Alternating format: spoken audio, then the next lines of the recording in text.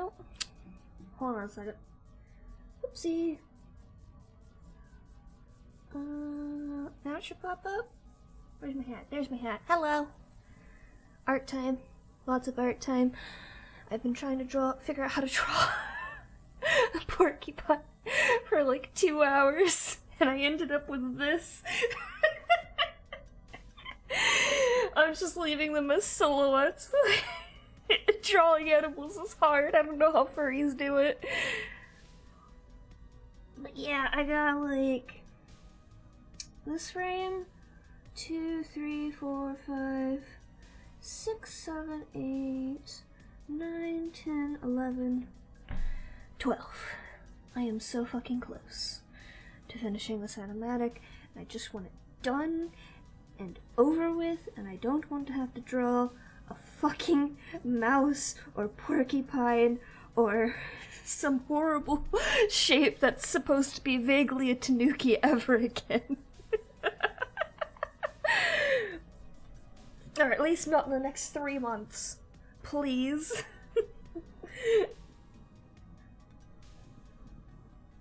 The exceptions to this, of course, are the rabbit and the cat, because Pop and Wazer's characters are actually fun to draw and design.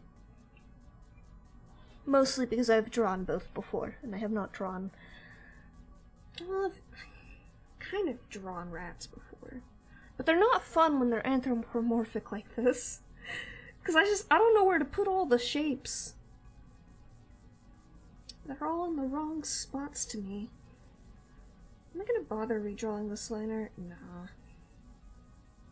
It's not, centered properly because I zoomed it in. So normally I would go back and fix it. But I frankly could care less right now. I just want to get this done. So... I'll combine all these bad boys, because they're all going to get the same treatment. And you can be up there. You're going to be yellow, because that is the important character color. Oh right. Hang on.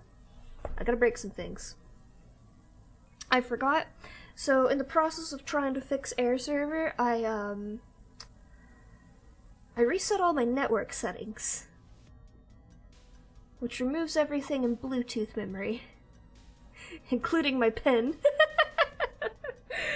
So I gotta fix a bunch of things. Also, apparently, this issue that I've had where I have to relaunch AirDroid, not intended.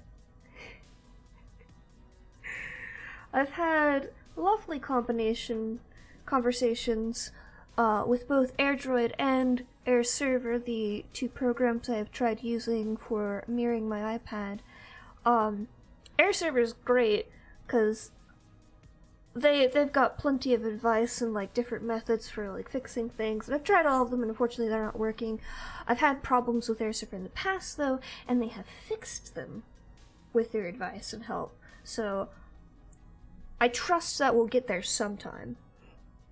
Or who knows? Maybe it's finally broken itself entirely. Oh, this isn't working at all now. Well, that's not great. Hey, AirDroid. AirDroid, you wanna work with me? It's just not charging. AirDroid? AirDroid, I don't like it when you do this. I'm going to close you entirely again. I'm gonna reopen you, and if you don't work this time, I'm gonna stab you in the dick. Anyways, but it was very telling, the difference in support I got. So, to be fair, I didn't contact AirDroid for support. I contacted them because I had a lot of complaints about my introduction to their product, including, just the way that their apparent free trial works was not great. It was very bad. Oh, hey, there you are! Knock knock! Took you long enough. Why aren't you on OBS? You wanna redo that? You wanna refresh there? You wanna get yourself working? Uh-oh. I don't like that. How do I turn you on and off again?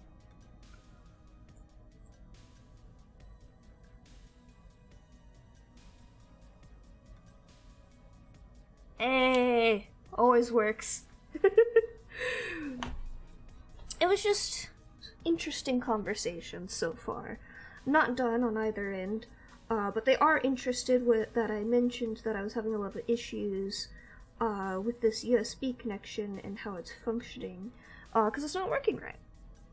So that's fun. Air server thinks it's a network problem. I have tried a bunch of things, but I would not put it past it being a network problem considering my recent issues with my internet provider. So that's something to look into. I might mention that in my next email to them. Most likely suspect is something has broken, specifically with AirPlay, on my network, and something is blocking it, which is strange because Air server is explicitly allowed through my firewall. And I don't fuck with my network settings very often unless something is fucking with them. And Air server is really the only thing that ever has. So that's fun. But it's all good. I'm less peeved now. I've got something that works as a backup.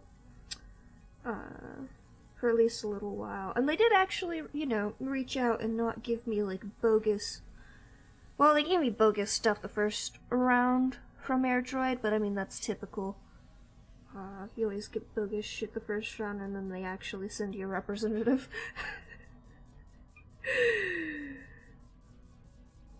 Honestly, I think that's the thing that bothers me the most. It's just, you get fed a bunch of stuff that's just like, no, I have an actual issue, please get me a member of your support team. And you have to jump through like 10 hoops before you can nowadays.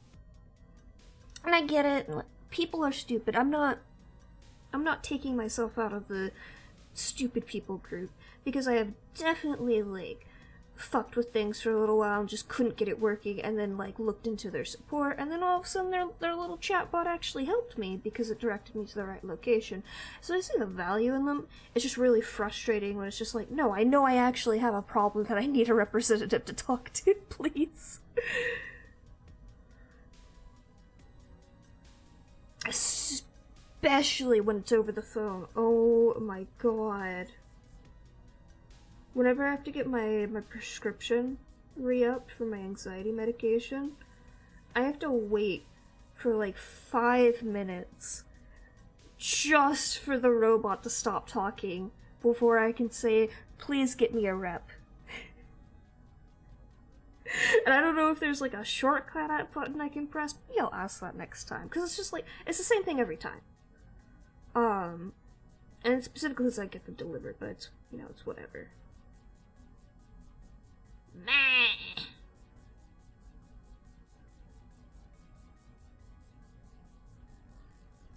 But you know what is cooler?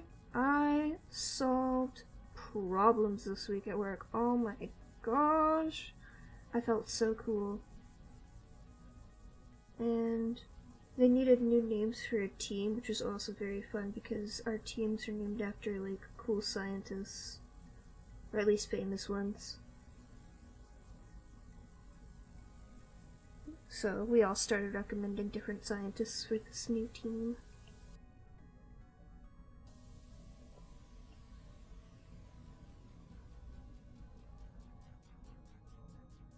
I couldn't think of any good ones though, so I was just like, alright, what areas of science do I like? Astrology, or astronomy, physics, math. Let's go look at people in those that don't have the same starting letters as any other team currently. I really wanted to do Fibonacci, but I wasn't allowed, because there's another team with an F name already. I just think numbers are cool. Oh, there was something with numbers I was thinking about earlier, but I can't remember it now. I was really hung up on it, too.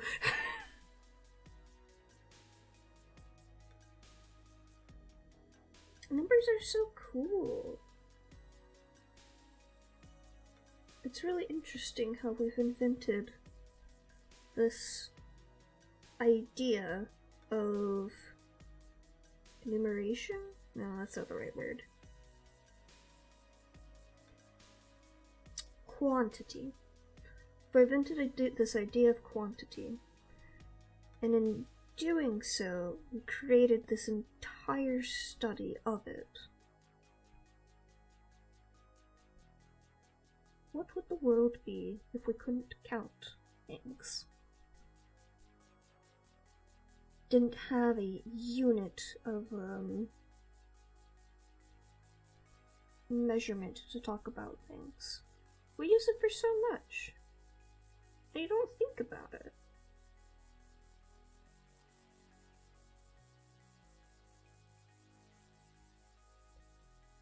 What a strange world we live in. Excuse me. Hiccups.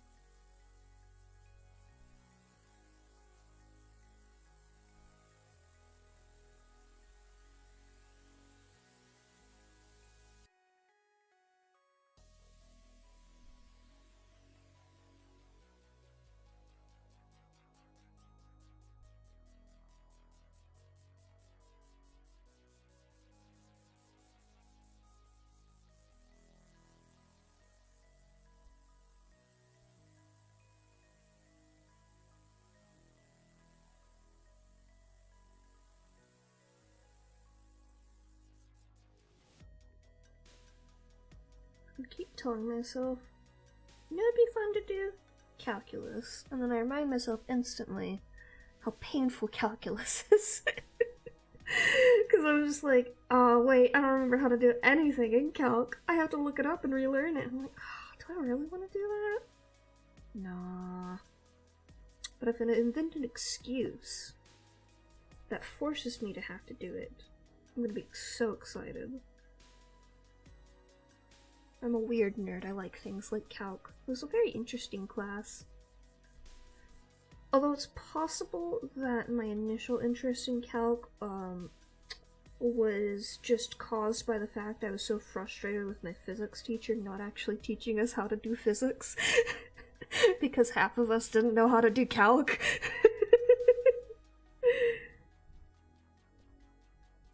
And if you weren't aware, you need calc to do physics. It's a requirement.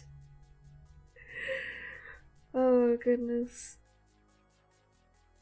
But it's okay. I learned calc and now I've forgotten it. All I remember is imaginary numbers are weird. We can somehow do calculations in ways that I would have never imagined, even just the year before. And, math people are wizards. And they can do black magic with numbers, and I'm terrified of them.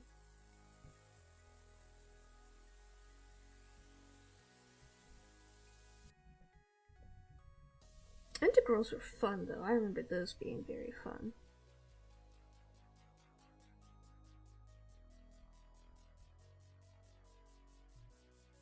I am getting into this very strange state, but also a very welcome one. For a while, between like work and like personal stuff and just like trying to do anything, I was having a lot of trouble like just trying to code my own things outside of work. Which is very common, like, I think a lot of people would agree, like, whatever your job is, it's hard to take it home as a hobby too, you know? But it's really frustrating for me because, like, my lifelong dream is to make a video game. But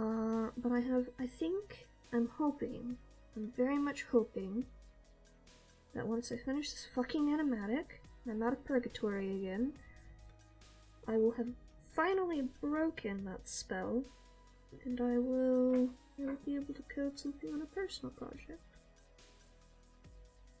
I've been tempting to do, like, code jams, like Ludum Dare or something, but also I need my weekends to relax.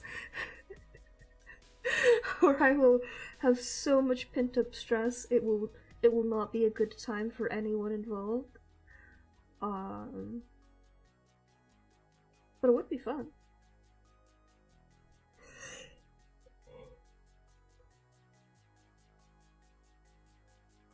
The thing is just like coming up with an idea for Ludum Dare is so stressful. I remember the one I participated in before, it was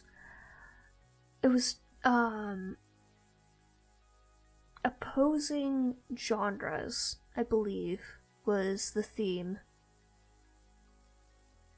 It was really frustrating because we interpreted it in the most frustrating of ways. And because we had so much conflict, we were a 5-person team, I think it was. We had a lot of conflict between a couple of people, and it meant that a lot of the workload got distributed very unevenly because these people were contributing things that ultimately no one had asked them to do, but they just did it anyways because they thought it'd be fun. It's just like, no, hey, dude, we're working on a team. We need you to deliver what we asked you to, because we're running on a less than 3-day time limit to get this done. We have the idea, stick to it. But we couldn't get them to do that, and it ended up doing lots of funky things to our schedule of things. Very stressful. Only do a Ludum Dare in a team if you can trust that your teammates will do what they are asked to do. Also pick a leader. Pick someone that is allowed to tell everyone to shut up and go to work. Hey gamer, how's it going? I'm just talking about code shit. Please ignore these blobs of animals. They're very bad, and they're just gonna be silhouettes because I'm not very good at drawing anthropomorphic animals that are not cats and rabbits, that are basically just a cat head and a rabbit head stuck on a human body. I don't want to talk about it.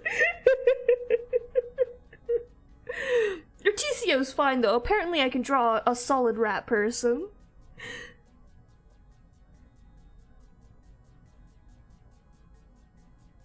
I have to sneeze. Excuse me for one moment.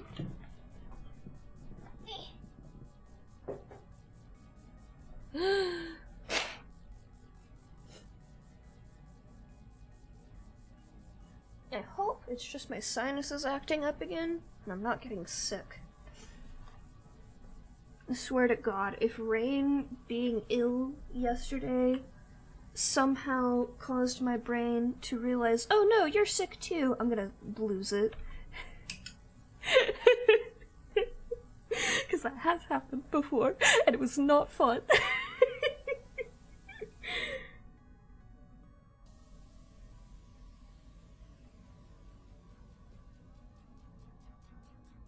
How you doing, Annie?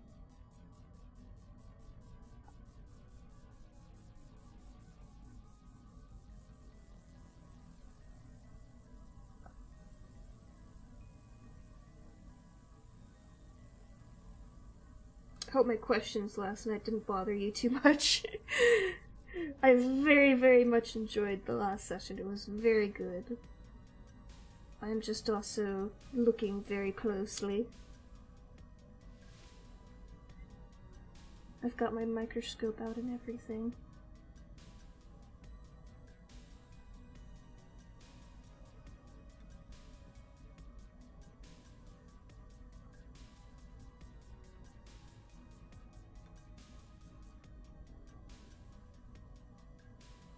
Nope, I don't like that line.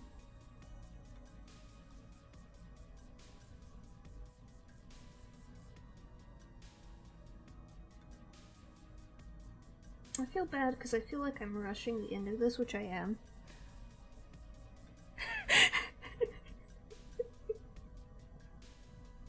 I'm so sorry.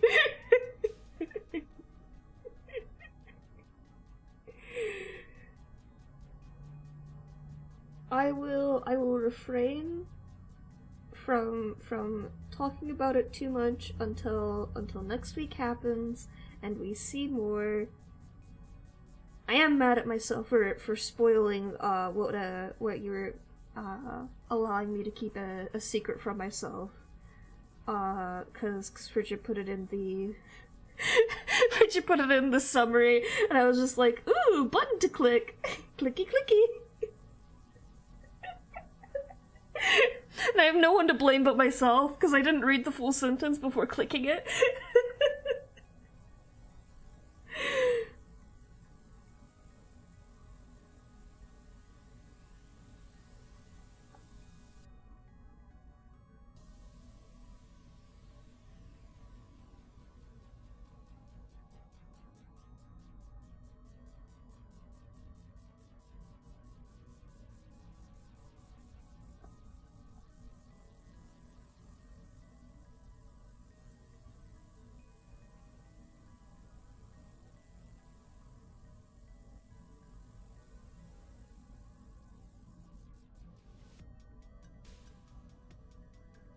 It is strange, though, because like I said, for my characters, trying to keep,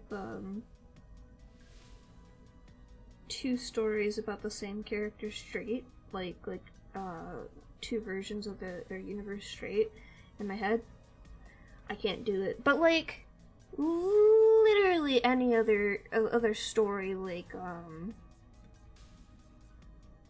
any fandom or whatever, hell yeah. Throw a billion of those at me, I can keep it fine in my head. Brains are weird. Very, very strange. You know what I forgot? She should be there right now. Cat-Cam? Oh, she's not there right now. That is very orange. Why is that orange? Ooh.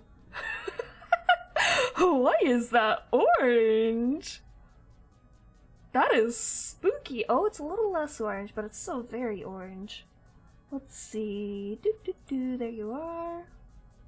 Why are you orange?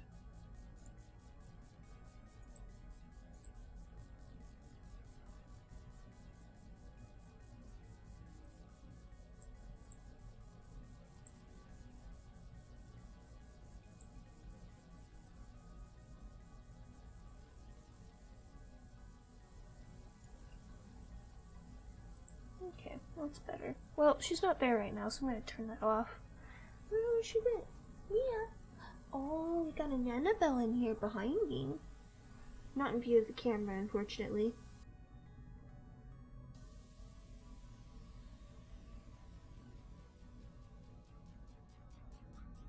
I thought about just, doing editing today if I couldn't get Air Server working, but then I was like, how interesting is that going to be, though? I feel like that would be very boring to watch. And then I was like, but I always forget to talk when I'm drawing. I always get, like, really distracted and focused. So maybe it'd be about the same. Maybe even more, because I don't get distracted as much when I'm editing. My one brain cell does exactly one thing when I'm editing, and that is editing.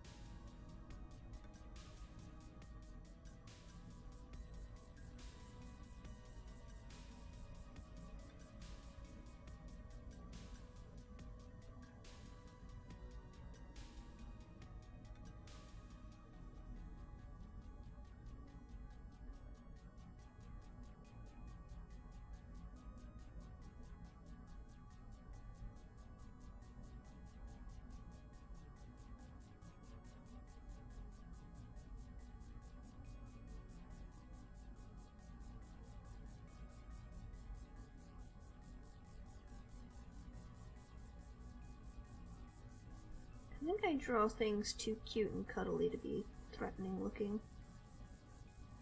Mariah's like the one exception, but like when it's like a rant, like rants are cute. I don't know how to draw them threatening. And this man is definitely supposed to be threatening our life. This rat stabbed me and then lied about it.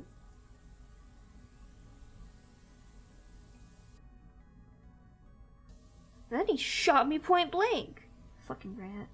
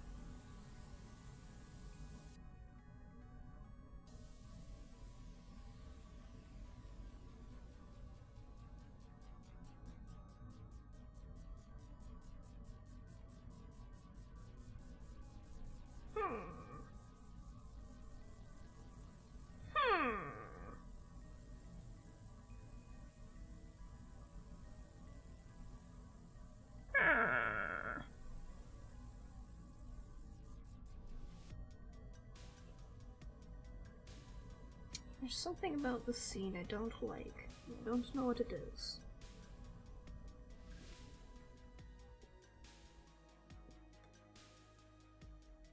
Oh yeah, okay. It's just that. I just wanted to focus on Rectusio a bit more.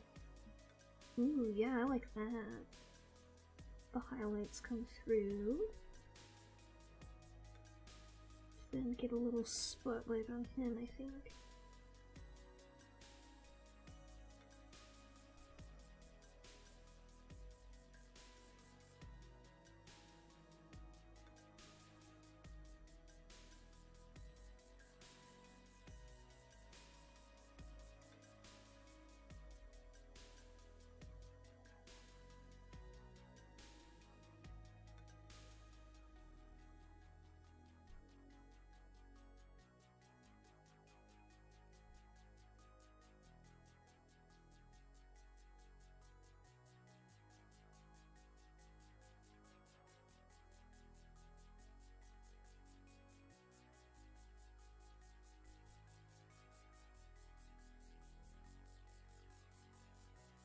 Yeah, sure.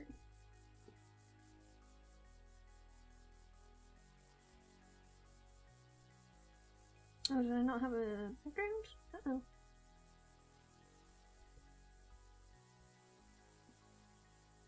There you go. What is this frame? Did I keep this? I don't remember this.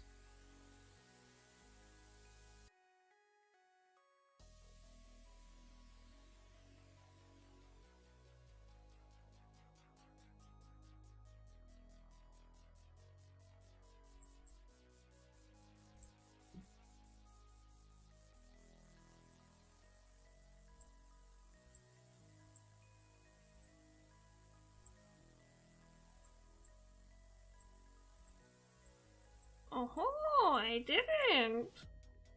Goodbye. I think I kept this one though.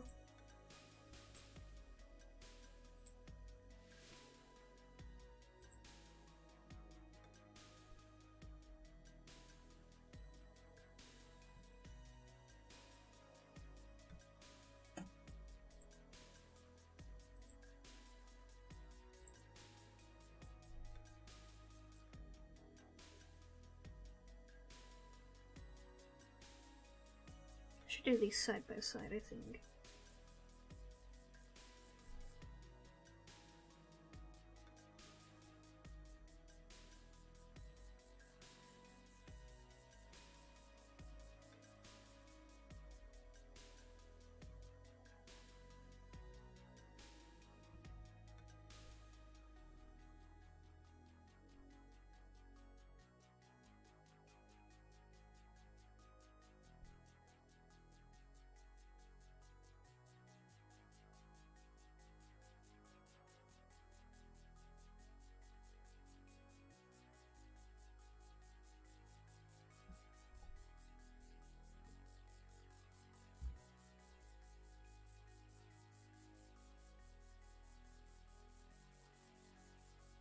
I've been trying out blocking things with my big shader like this instead of just sketching, especially for the animals, because I don't really fully comprehend the shapes just yet, and it's a lot easier to kind of sculpt into the right shape with something like this. It's working out very well.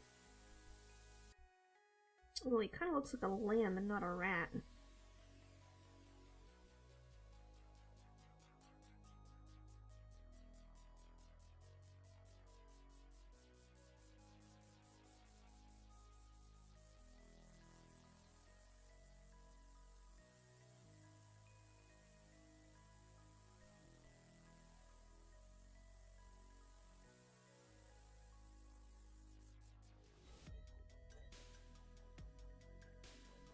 I need to fix up a rat. Give me a rat! Thank you. That's exactly what I need.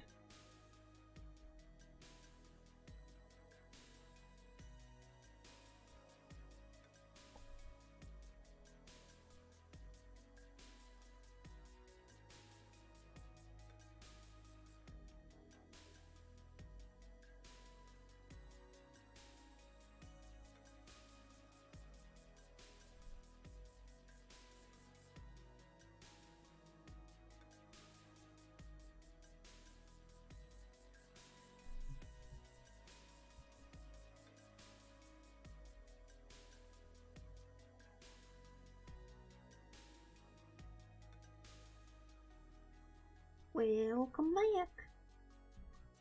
I'm trying to draw a rat.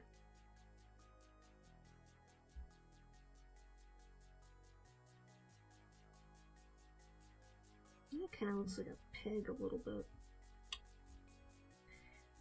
I need to give him his nose before he looks too much like that.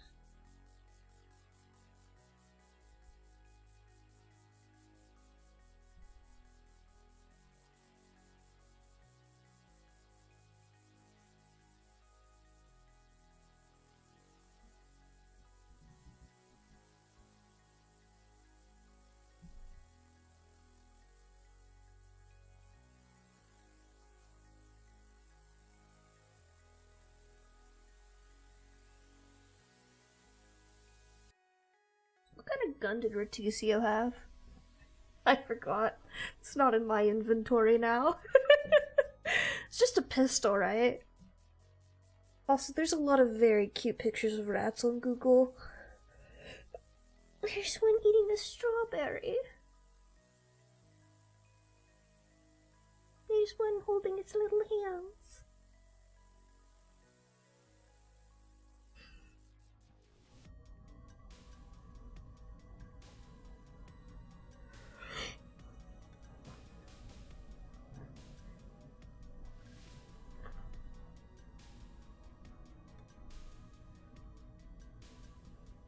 And so it'll be this one, ready to point the gun at you. A revolver? Okay. What does that look like? Revolver. I'm probably gonna have to simplify it because I don't really like drawing guns. Oh, okay. Yeah, no, that's pretty straightforward. That's fine. I could draw that. Probably. Haven't I drawn before?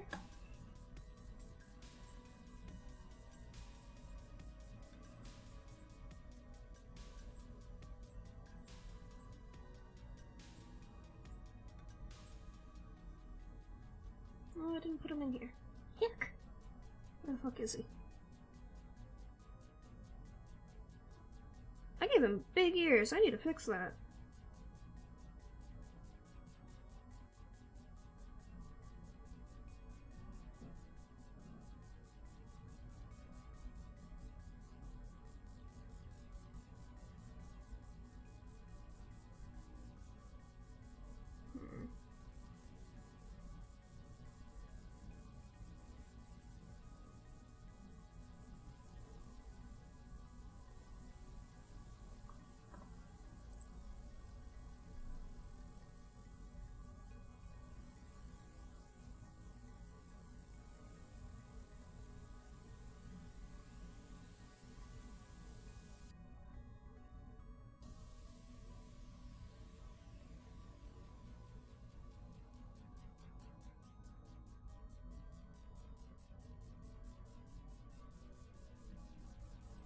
That time. Might change it a little bit.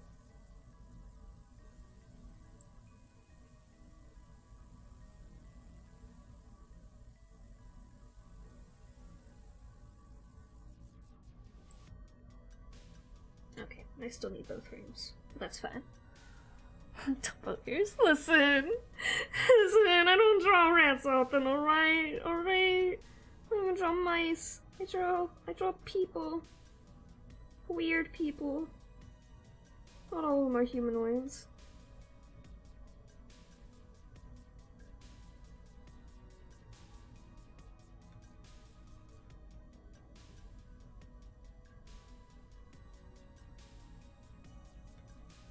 Ugh.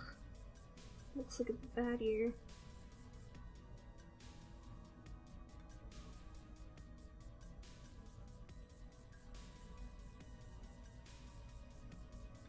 You know what? That's as good as this is gonna get.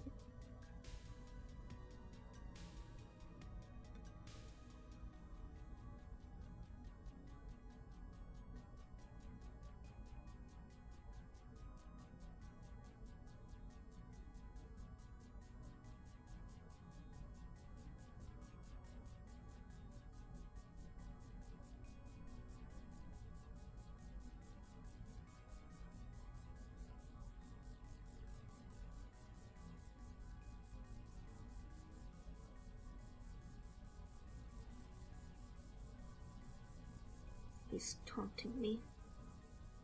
Even now.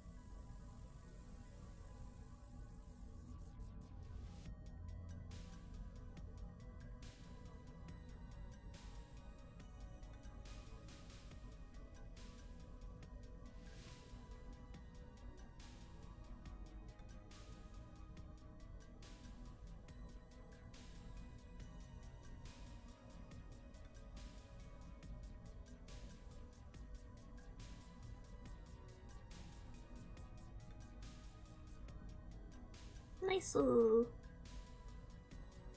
I did cat stuff yesterday. It was gross.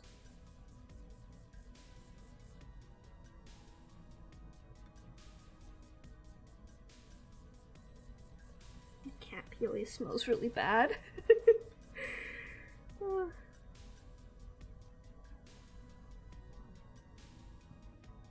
his face rounder. This is more pointy, and I don't like that. It doesn't look like the same character.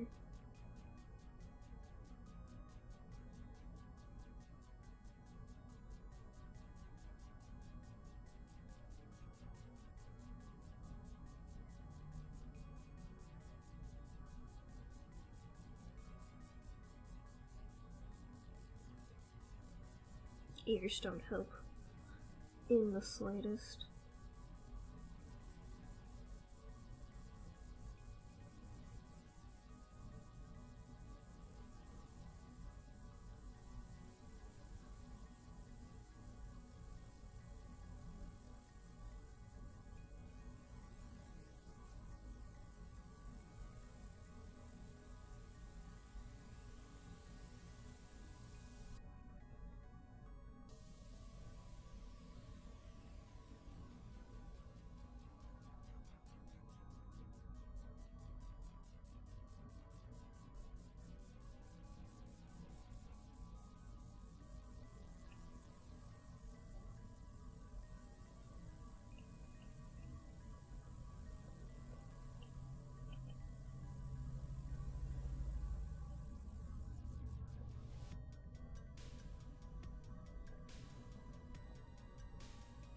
Is Mia there yet? No. She's hiding. Oh, where could that kitty cat be?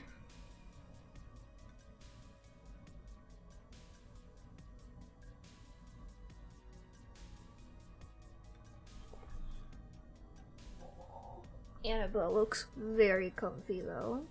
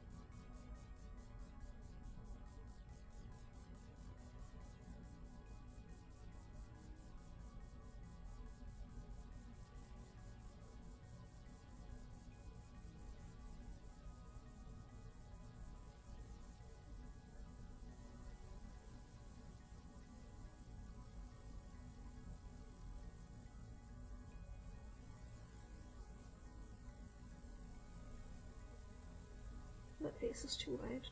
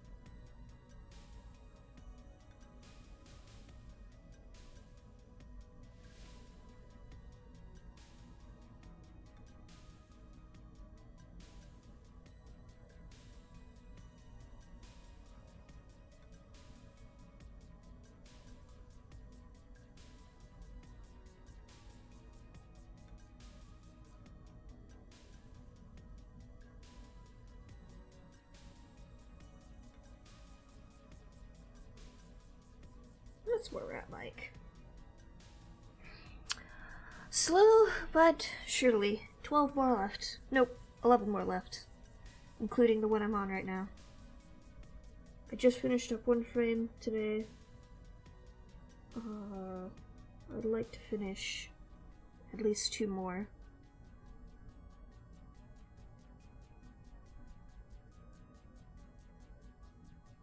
Problem is, a lot of the remaining frames, in fact, have Reticcio in them, and I am not good at drawing Reticcio. This man is the bane of my existence, in and out of the campaign.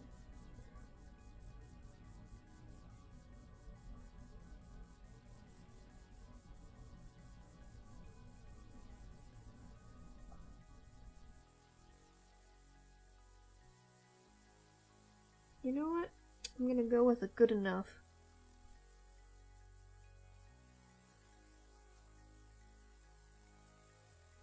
Because if I try to perfect it, I will be here for 3 more fucking days. And I will scream. And it will not be good for anyone involved. Mostly me.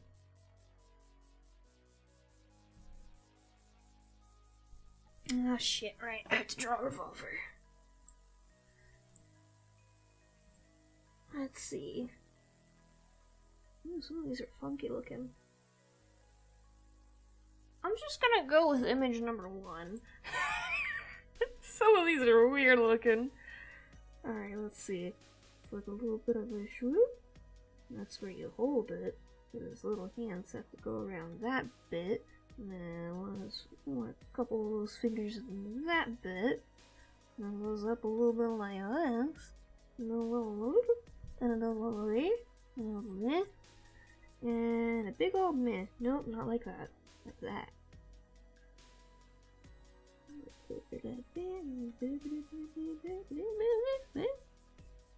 Make sense? Everyone taking notes?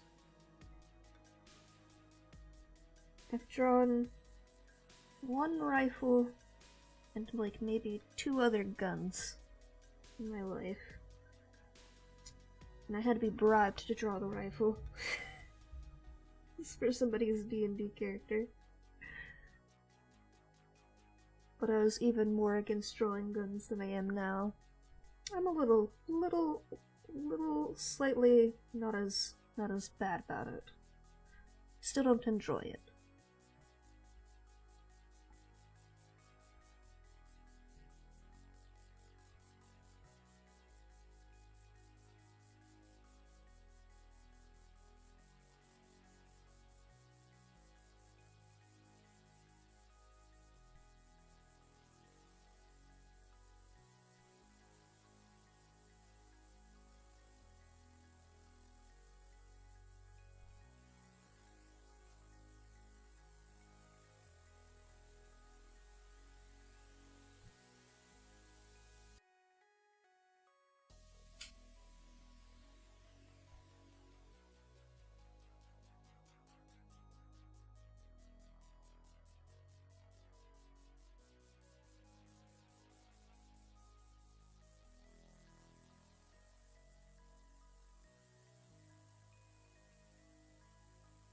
Yeah, I'm drawing all the bits right, but it still doesn't look like the same shape.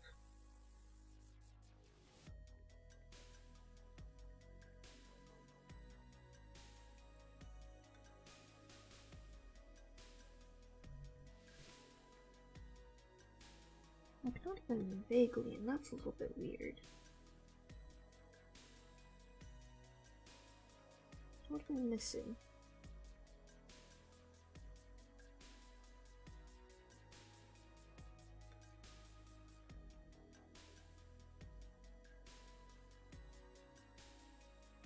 Close enough.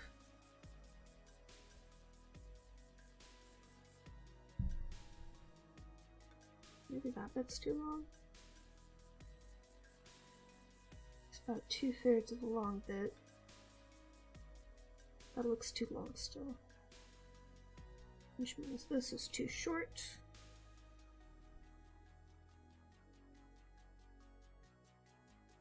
About there's right.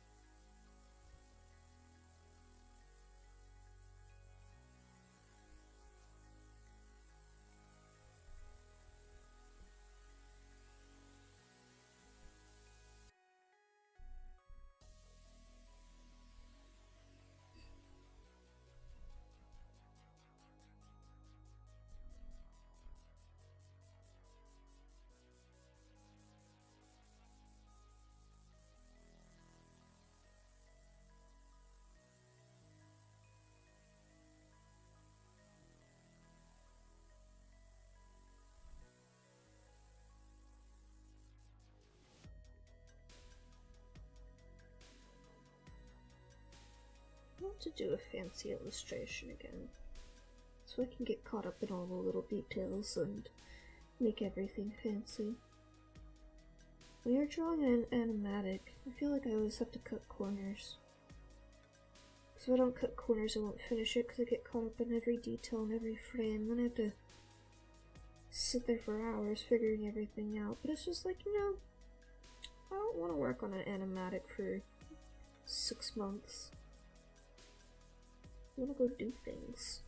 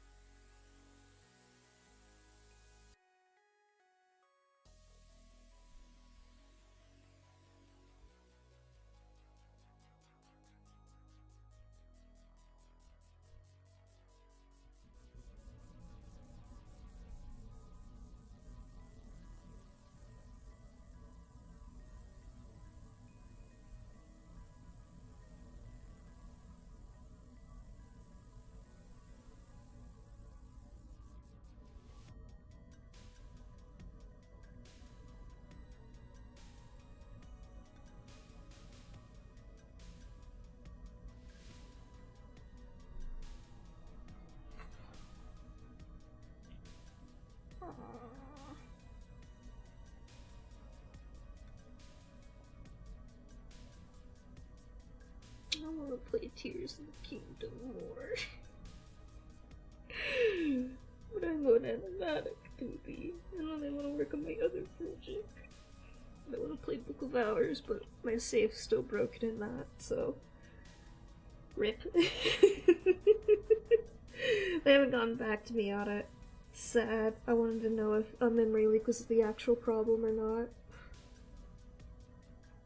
I want to know. Tell me your secrets.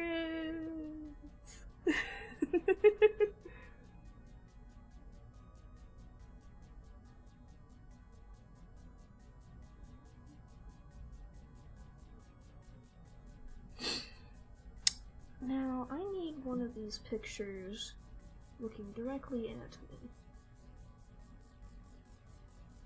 But I don't know how to get that image.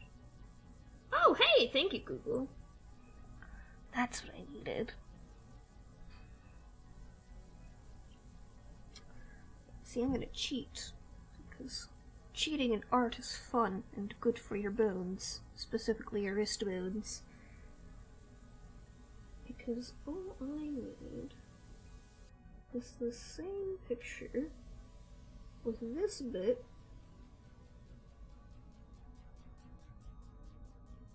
just moved up a little bit, so he's not looking down, but he's looking up and straight ahead.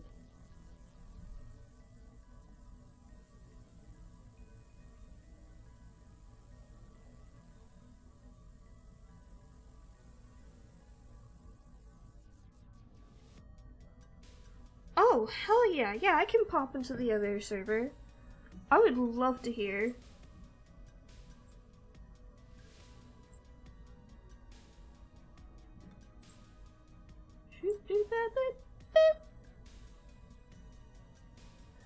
Hang on a second, let me unmute desktop audio. Oh shit. There we go. There we go. You are live. Please.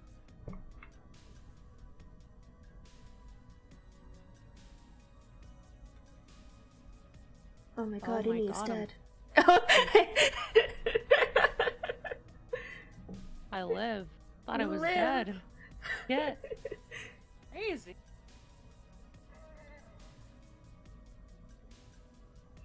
Now remember, I am going to try to 100% this dungeon, so... Hold on. What dungeon? Nova's dungeon. Oh, yeah. No. I'm not gonna tell you anything that's spoilers. See, your dungeon, when I say your dungeon was done, I mean your dungeon was the first one I had, like, ironed out and done. Yeah. One of the reasons I wanted to get yours out of the way first was because I was working within set key points that I had to work with. Mm-hmm. So I'm like, okay, this is one's gonna take the least creative brain power to get from point A to point B. And if the party speed runs it, then they're gonna lose out on so much stuff. I will do my best to not speedrun. Also, by the way, should I spend my loot points now that I have sent you my sword idea finally? Yeah. Okay, cool. I know exactly what that is. Cool. I hope I'm not stupid and miss it. It'd be hard to miss, but if you miss... You are cutting out any. Oh, I know I'm cutting out. I'm looking for my laptop. Because I have to get on my laptop, because that's where all my are sessions. I'm cutting out because I'm on my good mic, which is trying to process all my... And I'm also playing TOTK on the side, and I don't want to pick up on that. That's why I'm not switching off crisp audio. That is all good. I don't think your chat wants to hear. They hear the every time my phone goes off anyways.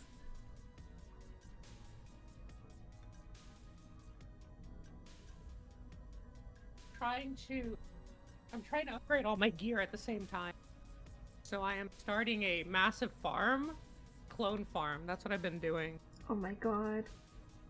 So I can finish all of the clothing upgrade stuff, because that was my least favorite part of playing Breath of the Wild. Was gathering material. Yeah, that's why I have no qualms clothing items for that. I did it all in Breath of the Wild. I think it's stupid that I have to do it again in TOTK. It really is. I understand that it's a full game and whatnot, and they don't want to, like, give the player too much. You gotta give us our horses. I don't care about the horses. I have a better horse in this game. Like, I now have to delete that horse. Find it. Let me decrease my sensitivity even more, because crisp audio is trying to process my audio, and then my mic's trying to process my audio, so it's double processing. Oh my! Yeah, it's very. I mean, I sound amazing compared to the stupid laptop. You do. Your voice is very crisp now, for sure. $400 microphone. I'd hope so, man. Oh damn. I always feel like I need to get, like, a fancier microphone, but then I listen back to my audio and I'm like, nah, it's fine. Who gives a shit? It's good enough. See, the problem was, when I bought this mic, I was dating somebody who was all about audio quality. Mm. And so they're like, I need to get both of us this mic. In the end, she did not get both of us this mic. I got both of us the mic because I gave her $300 toward the mic, and her chat gave her the other, like, $150 or so. And then I gave her more money so you can go get the, what's it called you wanted? The soundboard. Not the soundboard, the, audio mixer? So, yeah.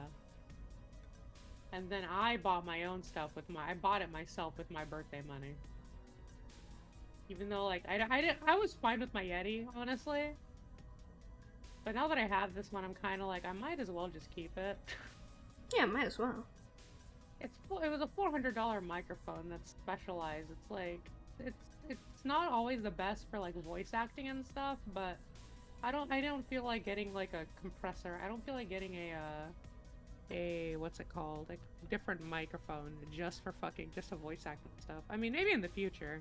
Mm-hmm. But for now, it just doesn't feel worth it.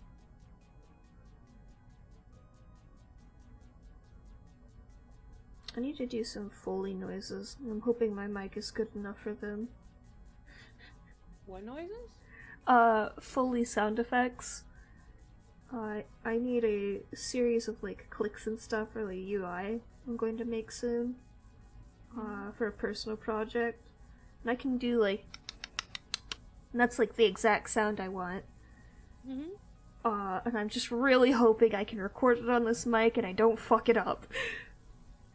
You got it. Oh god, I do not envy. I remember I got so used to this laptop booting up slowly. I'm like, yeah, I'm just gonna go do something else. It's fine because it's going as fast as it can. Get on my PC, get on my actual desktop, everything boots up instantly. Go back to boot up my laptop again. I'm like, dude, it's been like 2 minutes. Why are you still booting up? Hello? Oh god. My work computer is like that, where like it takes 3 years to start up. It's so painful. It's not that even I'm impatient, it's that I just have an expectation now. Yeah, exactly. Yeah, same thing. My personal computer boots up 3 seconds flat. Including like everything it does on startup, but on my work computer it's like it has to boot up, I then have to type in my password. That all takes about a minute on its own, and then it takes another 4 to 5 minutes just to get to the loading all the things that it likes to load up on startup, and then it starts loading the VPN, which takes 2 minutes on its own, and then the VPN likes to disconnect and not work at least twice every morning. Mm-hmm. So turning on my work laptop is a 15 to 20 minute affair all on its own. Yikes. Because sometimes it likes to really fuck up, especially if I've just changed my password. It likes to really fuck up, and then I have to restart the process once. And I'll be like 2/3 of the way through it. Alright. Not like this. It's okay though. They're trying out a different way to connect to the VPN, and supposedly it's super fast in comparison. And they asked for people who are willing to test it out, and I was just like, anything. I will try anything that's not this.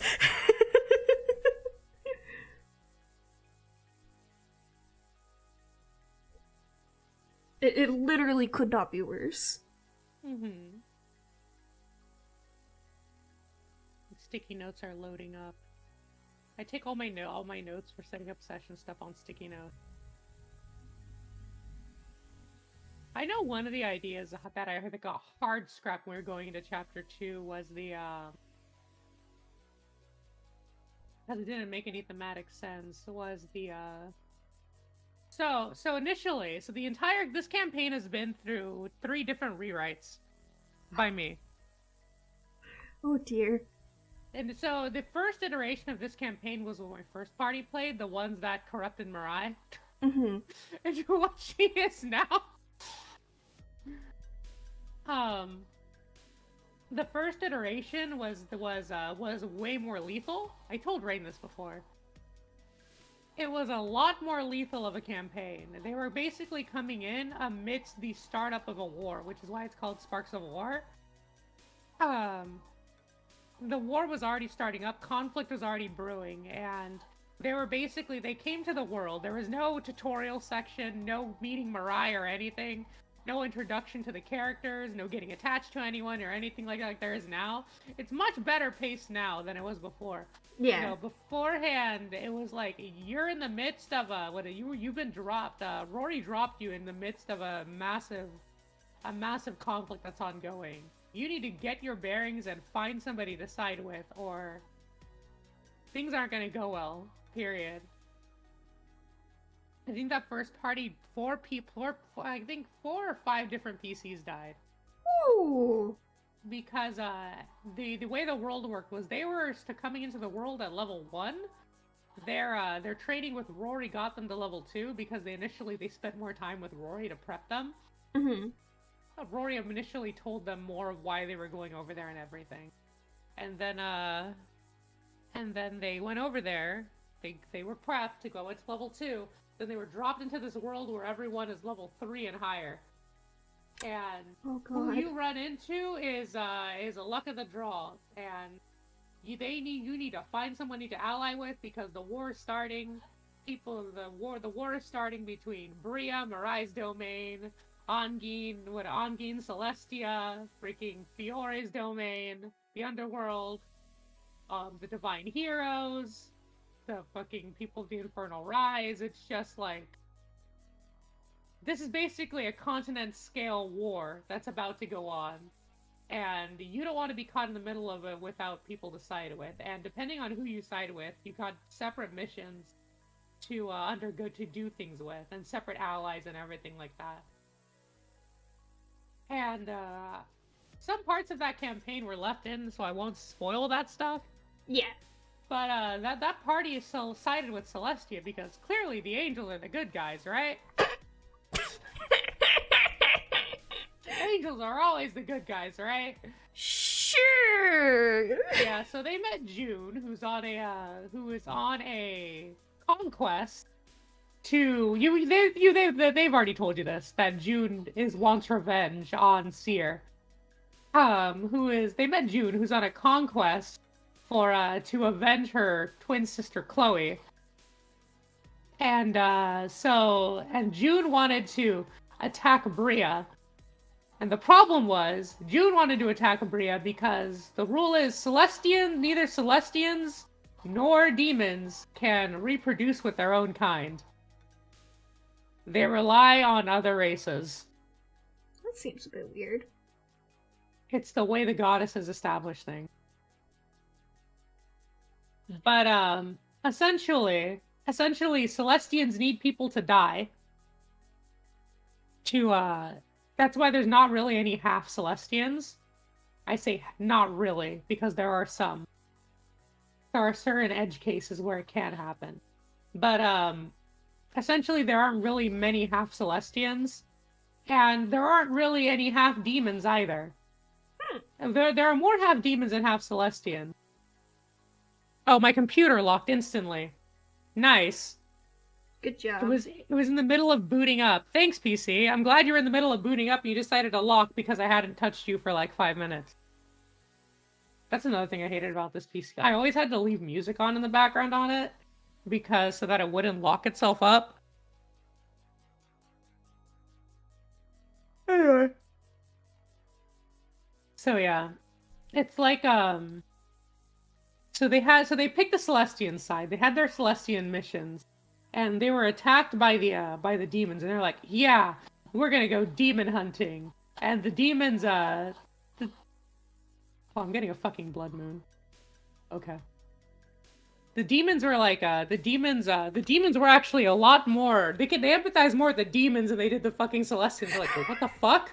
Why are we slaughtering these people? Why are we some of these people can't even some of these people didn't even have a choice to become a demon. They just became one. Hello? This is so funny considering our party's entire point of view so far. Your party knows demons way better than they know any of these Celestians. So, you haven't even met the Celestians yet. I'm gonna have a field day with that, I bet. Yeah, and so they're like, Annie. I'm like, what's up? They're like, are the Celestians the bad guys? I'm like, you're all in a war, and it's your job to decide who's good and who's bad. So the major attack on Bria starts. They get to the section where they do the major attack on Bria, and they decide to desert the Celestian cause. And they decided to desert the Celestian cause because attacking otherworlders who had no choice but to come to this world did not sit right with them, which is when they decided to side with Mirai.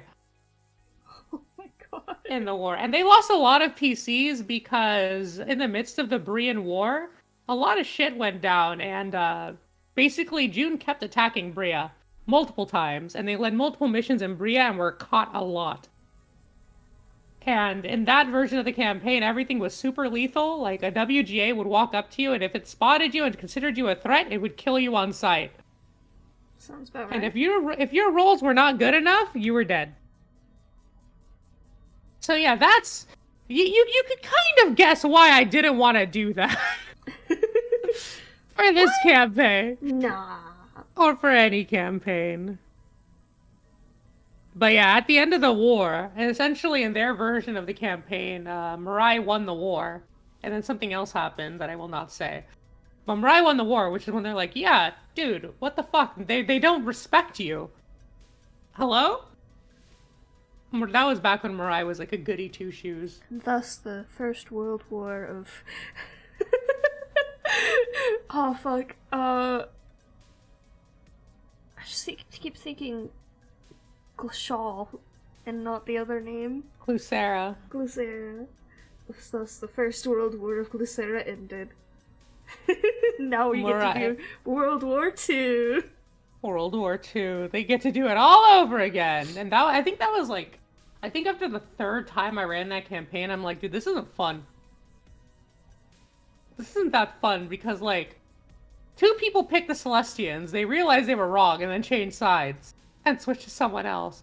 The third party sided with Bria. And it's like, everyone's like, wait a second. When we went to go talk to the people of Cocytus, it was not great either. I'm like, yep. And we went to go talk to Celestians, it wasn't great either. Uh-huh. And the Brians are fucked up too. Uh-huh. Who's good in this thing? I mean, that's up to your interpretation, bro. These people are trying to kill each other. I don't know what you mean by good or bad.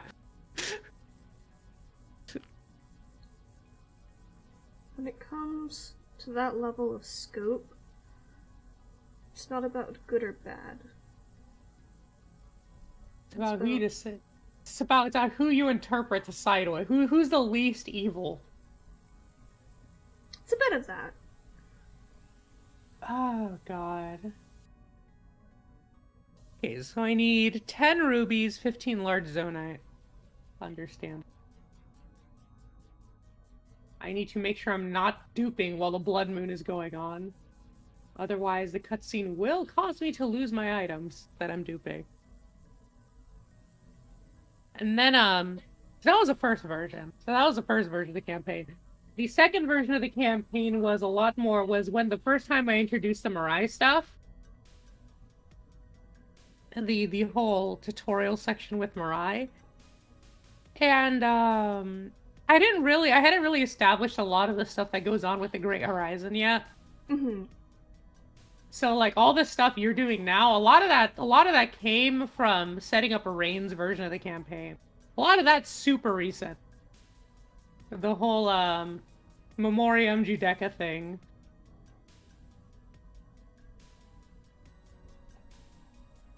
Like, I understand the concept of it, but its execution is still very confusing to me. Explain what your confusion is. See my notes to you after the campaign yesterday. Your notes to me after the campaign yesterday. Yeah, the messages that I was sending you. I feel like it's going to be explained a little bit more next session. The things that are confusing me, mostly in that the memories that Nova has lost. But there's a lot of things that just don't make sense to me, essentially. Mm-hmm.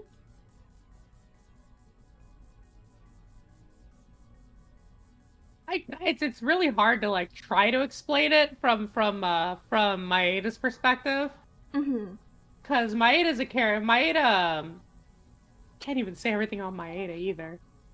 Cause he's a huge part of this this little section. Yeah. As well.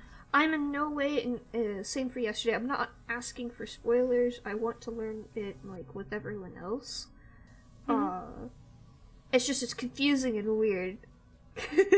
It's supposed to be weird. That's a design. It's a place that your characters don't understand, that these people on the outside don't even fucking know about, except for Mistra. And it makes it very intriguing for sure. I feel like confusing and weird is definitely the way to keep it. Especially if you do this campaign again. definitely keep it this way, especially if you get another player like me that gives you a ton of backstory. Because it makes it all the more intriguing, because it's just like, wait a second, I was expecting this to be like this. What the fuck's happening now? What is going on? There's stuff that has been hinted at and told to you that I don't know if you remember. That is impacting the way the world is viewed. And another thing that was as unstated, so I can state it, is that what they said was that thanks to Suina's power, they can reconstruct the world on the other side. That means that's how you're able to see things that aren't exactly from your perspective, that you've never seen before. Mm-hmm. Because of Suina's magic. I think that's the thing that's messing with me the most, is that I can't tell if we're changing things. And I don't want you to tell me right now. I want us to get at least through a good portion of Nova's dungeon before I actually ask these questions to you. But it's confusing, because in one memory, we've only had 2 so far, I know, and one of them is very, very weird already. But in one memory, I changed my memory. It's different now. And I understand that this is supposed to be like a mind palace type of thing, but at the same time, this is an external construct. This isn't actually, like, in my head. At least the way that it's been explained to me. Like, yes, it is meant to be a lot more real due to Suina's power, but at the same time, like, we reversed changes that we had. It's all overlapping in a really weird way to me, and I'm probably just overthinking it. Let's be perfectly real here. I'm like, bro! I'm like, it's not that complicated. I'm probably just overthinking it. My brain likes to go haywire, especially after about 11:58 p.m. And the later I get, the more incomprehensible my thoughts become. So it's never a good idea to continue a wild conversation like that with me that late. Yeah. So that's why I'm just like, I know I need to be patient. I understand, but also at the same time, I'm fucking confused. In a very good way, I would say. Like I said, definitely keep it this way. It's like what's it called? It's very much like it's the thing of the funny thing is you're not the first person to bring up execution of a location like this, because though I know the way my world works, my characters know the way my world works. Mm-hmm. Some of the characters don't know the way certain things work, and because of that, it's like the players have nobody to rely on to info dump stuff to them. Yeah. So there are some players who get super frustrated when they encounter stuff from the other side. Like, for example, Bria's like the one location where you guys could talk about stuff from the modern world that the people will be like, yeah, we have that too, what the fuck? Like, you kidding me? Yeah. Cell phone? Yeah, we got that. I would have loved to see Spark talk to Seer and be like, I want a tiny rectangle that I can hold in my hand, and if I tap on it, it lets me instantly communicate with anyone around the world. And Seer just goes, a cell phone? And Spark goes, what the fuck is that? They have smartwatches.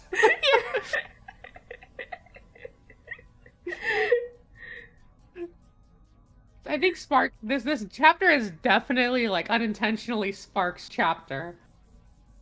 Because this is Spark's whole thing. Let him bask in the glory and fear that his character could die. Oh yeah, that's very real. I told you, like, I don't want to kill Spark's character, but if you guys all agreed to ditch Spark and go somewhere else, Spark would have ran out of interesting stuff to say, and I would have put him on a timer, and if that timer went to 0, Spark was gone. Whew. Like, sorry to pop, but that's just the way the world works. Seer is a very not impatient. She's a very, I wouldn't even say aloof. She's just like, she's the kind of character that, Pragmatic? Pragmatic, yeah. Yeah. Because it's probably due to the fact, like, I've explained this to somebody before, but it's like due to the way she views the world, and due to her being like this essentially this genius who could do all this stuff. She's not the kind of divine hero who's gonna be like, I have powers now, I'm gonna go save the world or something like that. I'm gonna go do this or that. She's like, dude, I'm just gonna go set up a comfortable life for myself. Hold on.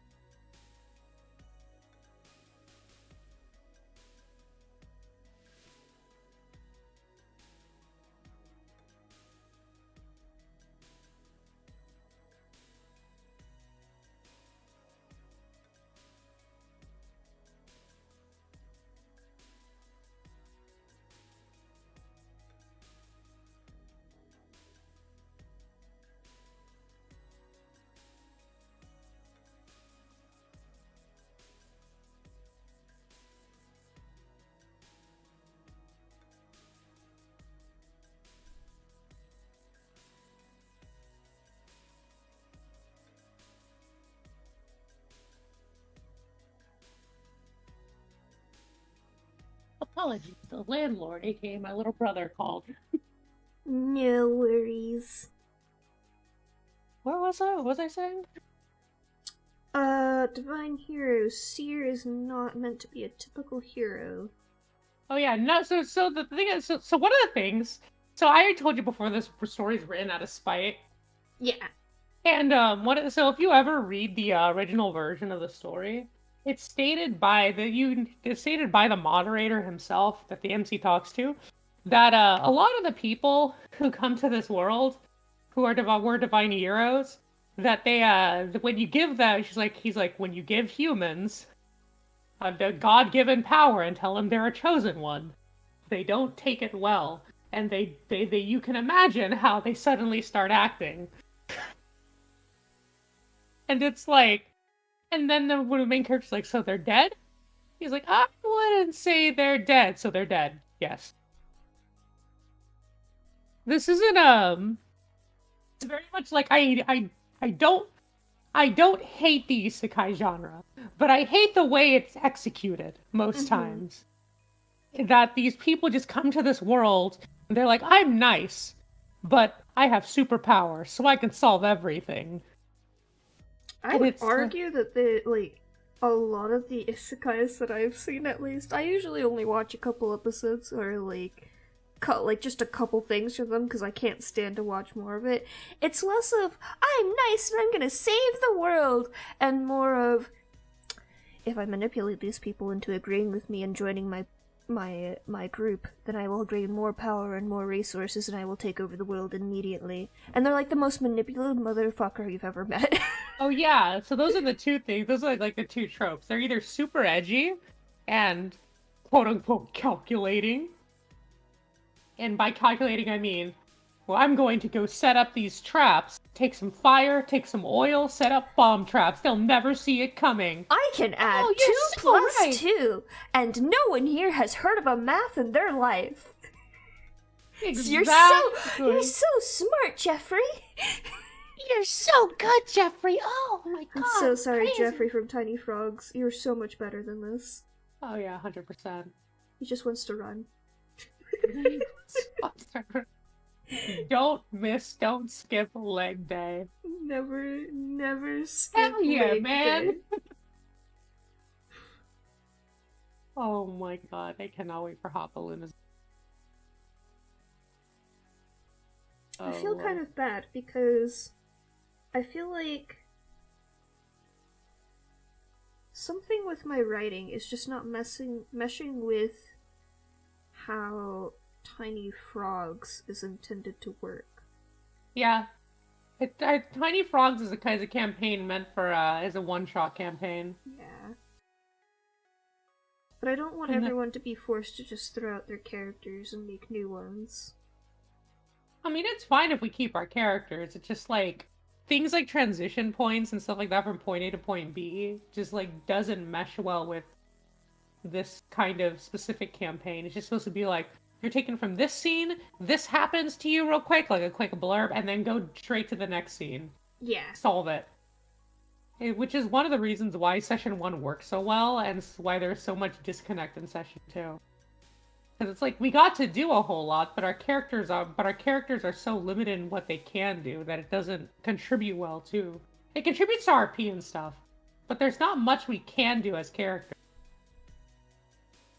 Because, yeah. That's my 2 cents. Where's my doubt? It's interesting because I felt like everyone was a lot more... not engaged, I would say, but they contributed more during Session 2 than they did in Session 1. Yeah, it's just that, the encounter itself, there's not a lot of, we can RP out the wazoo. We're used to it. We've played how many sessions of D&D now? Yeah. As a group so far, so we can mesh and get along with it, bounce off each other and stuff. But at the same time, when it came to the encounter itself, it's like nothing we do feels like it has a whole lot of impact during RP. Does that make sense? Yeah. And then in the part encounter, of the problem is I feel like Rayan keeps picking like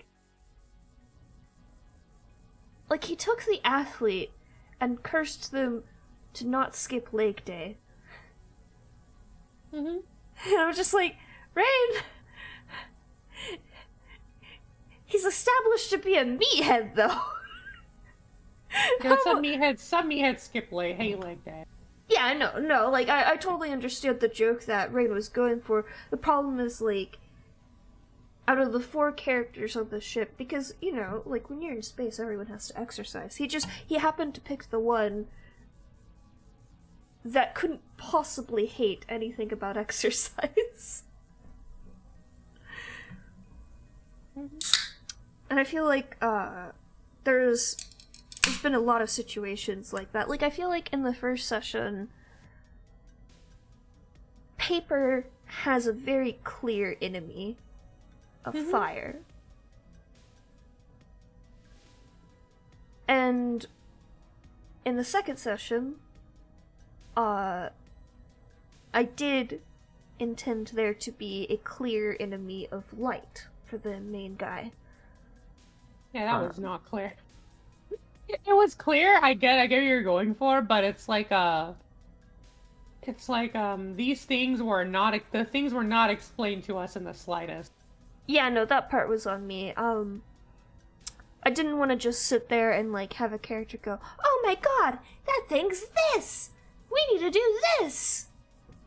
No, it's like a good way to execute stuff like that is when an example is when you guys were encountering the paradox in the real world for the first time, because you guys knew what it was when you saw it in the campaign, because you fought things like them before.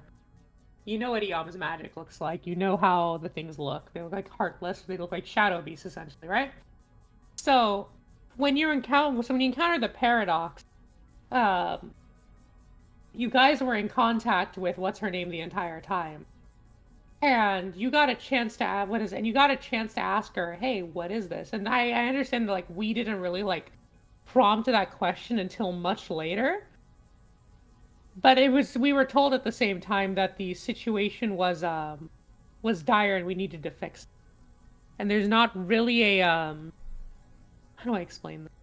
It would make more sense, and then the sense of that of tiny frogglers, they'd be like these things that when we get up to the surface and after he casts Odin's breath or whatever, and he instead of what is it he would be like that either Jeffrey or the other would be like these things are revenants or something like that. But usually instead of saying it's a standard swarm, you could be like it's a revenant swarm. When it's a revenant swarm or something like that. Use lingo.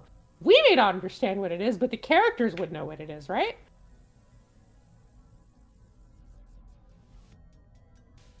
I'm a little lost in the metaphor. Give me like 2 seconds to finish processing.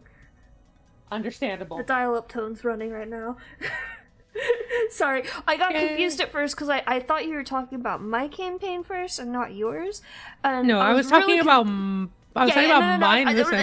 I got that. Sorry, I wasn't done.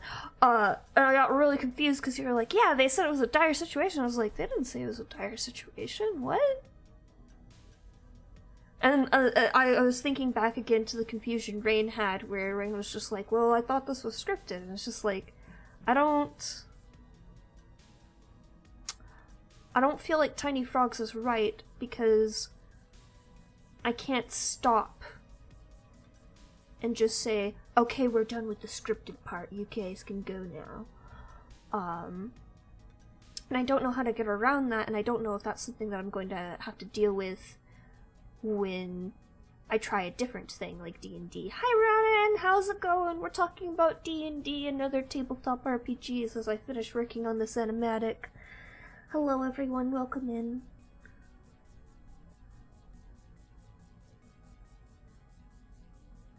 Cause like when you're doing D&D, Penny, when you're doing your scripted parts, everyone immediately picks up when you're doing something scripted. Like, you don't have to say something. You don't have to do anything. Just everyone suddenly knows. And no one interrupts you. Like, even Rain's interjections, or my interjections, or anything we type in chat, unless you want to interrupt yourself, it doesn't get interrupted.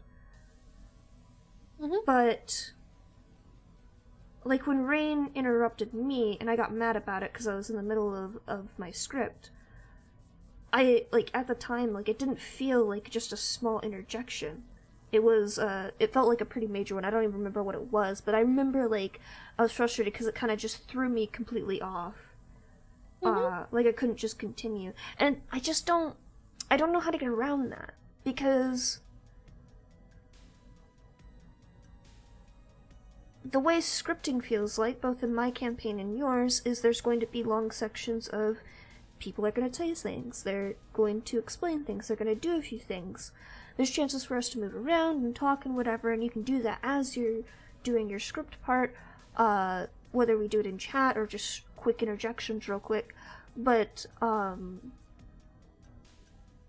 it flows smoothly, and I don't understand what the difference is between the two. And that's what's really frustrating me, and where I really feel like I'm failing with the Tiny Frogs. Give me an example. Of when it worked well or when it didn't work well? When it worked well, and give me an example of both. Okay. Oh, man, you're really testing my conversational memory, which is a solid 0. I'm not testing it on purpose. I'm trying to wrap my head around, because when it comes to the campaign, every time we finish something, it goes out of my brain unless it's relevant for later.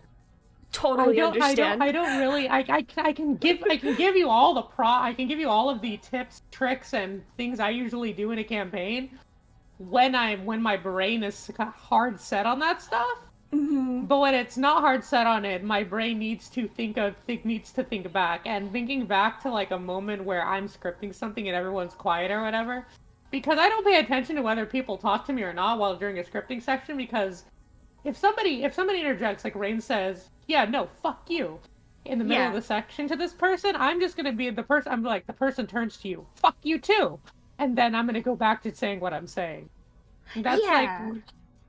Like that's exactly like that. Like, um, well, not exactly like that. I mean more of like that sort of situation flows smoothly when you're doing it. Um, it's hard because like I wish I could remember what Ryan was trying to interrupt me with because it wasn't just a short interjection like that. Um, and sometimes it doesn't go as well in your campaign too. Like we interrupt you and throw off the groove entirely because we're just like, no, we want to do this random interjection thing and then move back to it. Um,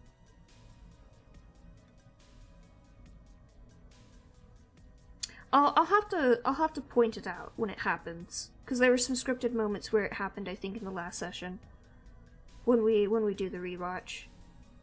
mm-hmm. I don't have the memory for that sort of thing. Hello, sis. Yes, this is one of our my fellow players in the campaign. This is Beezer, the Great Sword Breaker. I cannot believe that Tierfon gave Beezer So spell. funny. I need to ask Frigid. Did he remember in that moment that Beezer is well known for breaking his weapons? Because when you were describing the spell list, because I remember you describing that specific spell to me and Frigid in voice chat. And I was like, oh man, that's really cool. And I thought to myself, if I got that, I'm never putting it on Beezer's weapon. And probably not my own either, because I don't trust myself either.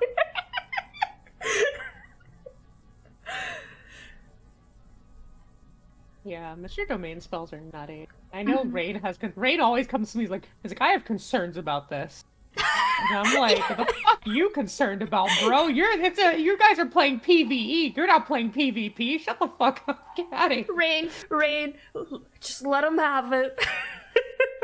I'm like, listen, the word weaver shit, I decide whether it goes through or not.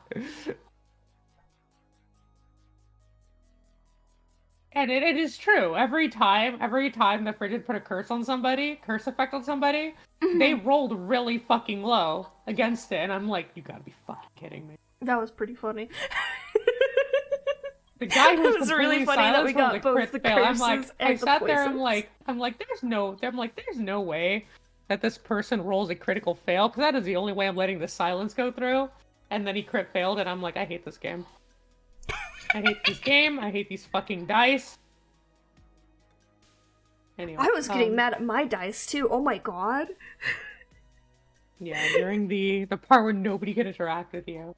Oh god, I felt so bad. I was just like, on one hand, I feel like I should be interacting more with the party. On the other hand, no, they just went through something incredibly traumatic and painful. They are definitely closing themselves off right now. From first-hand experience. And it's like, Why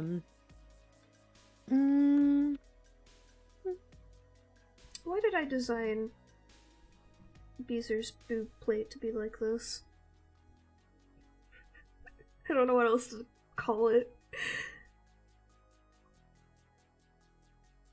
you got part of my brain on the scripted event stuff.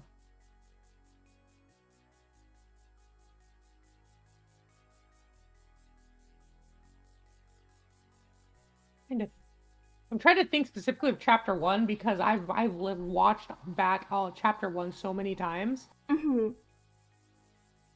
It's gotten smoother as we've played more as well. That is definitely something to note. I think it's the smoother part's gonna happen as you guys get used to my DMing style and and the way the campaign works itself. I think the way I do scripting sections is I leave them more open. I don't describe too much. Yeah. Except when a character is explaining stuff to you. And usually, most of the scripting sections, like when Mister was walking around and was gonna slap your ass awake, That was then it pretty was funny. like, dude, Mister's character's so fun to. She's she's just a character who's done with everyone's shit. Oh my god, she's like, I have so much to do on a daily basis. These unappreciative little fucks bring me over here.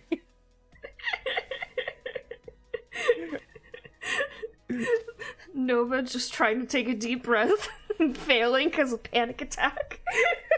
Yeah. And so like during a section like that, scriptures like that, it was left pretty open for the characters to interact with one another. During this, I'm gonna raise an example of what the sections in which the scripted section at the start of the session when Pharasma was trying to get away from you guys to chase after Naomi.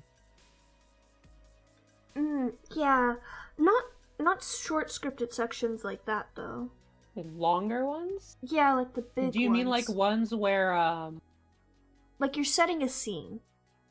You don't do it Setting a often. scene. Because, like you said, you don't like to, like, overly describe things.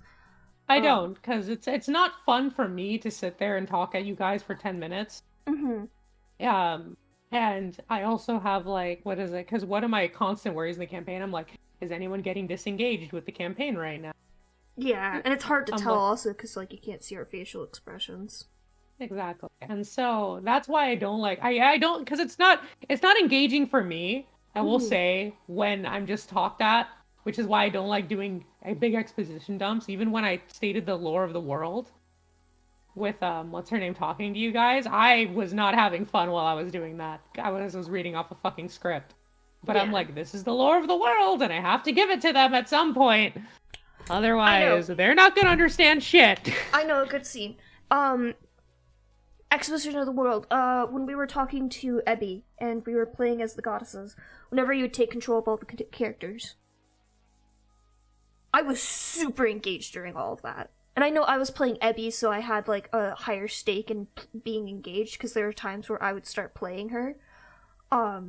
But both times where you took over Ebby's characters, too, I was still super engaged. I felt like... I can't really tell on everyone else on that, but I still felt like at least half of us were definitely fully engaged still. And sections where I was allowed to interrupt as Ebby, I was... Like, it went so smoothly. It is definitely a section that is, like, one where it's just like, this works so well! That came down more to the fact that I knew every character as well. Because they're all my characters. Despite the fact that you guys are playing them, right? Yeah. And I've also... A Divine Mistake is supplementary content that is prepped by me ahead of time. And that section was like, I don't know how to explain how that worked out.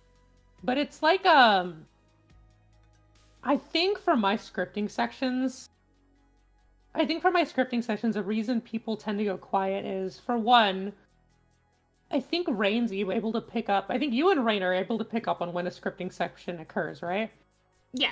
Your voice Fairly changes well. slightly. Yeah, and then when I talk to myself, usually when a character refers to one of you, they say your name, or they say what you are, they say your race, they do something to mention you in particular. Right? So that's your avenue into the conversation as well. And when two characters are speaking to one another, for example, when let's say in the memory section, I wouldn't say the memory section, because that had a lot of player involvement in particular. But the what was it? I'm trying to think, because I don't set the scene off. Start of I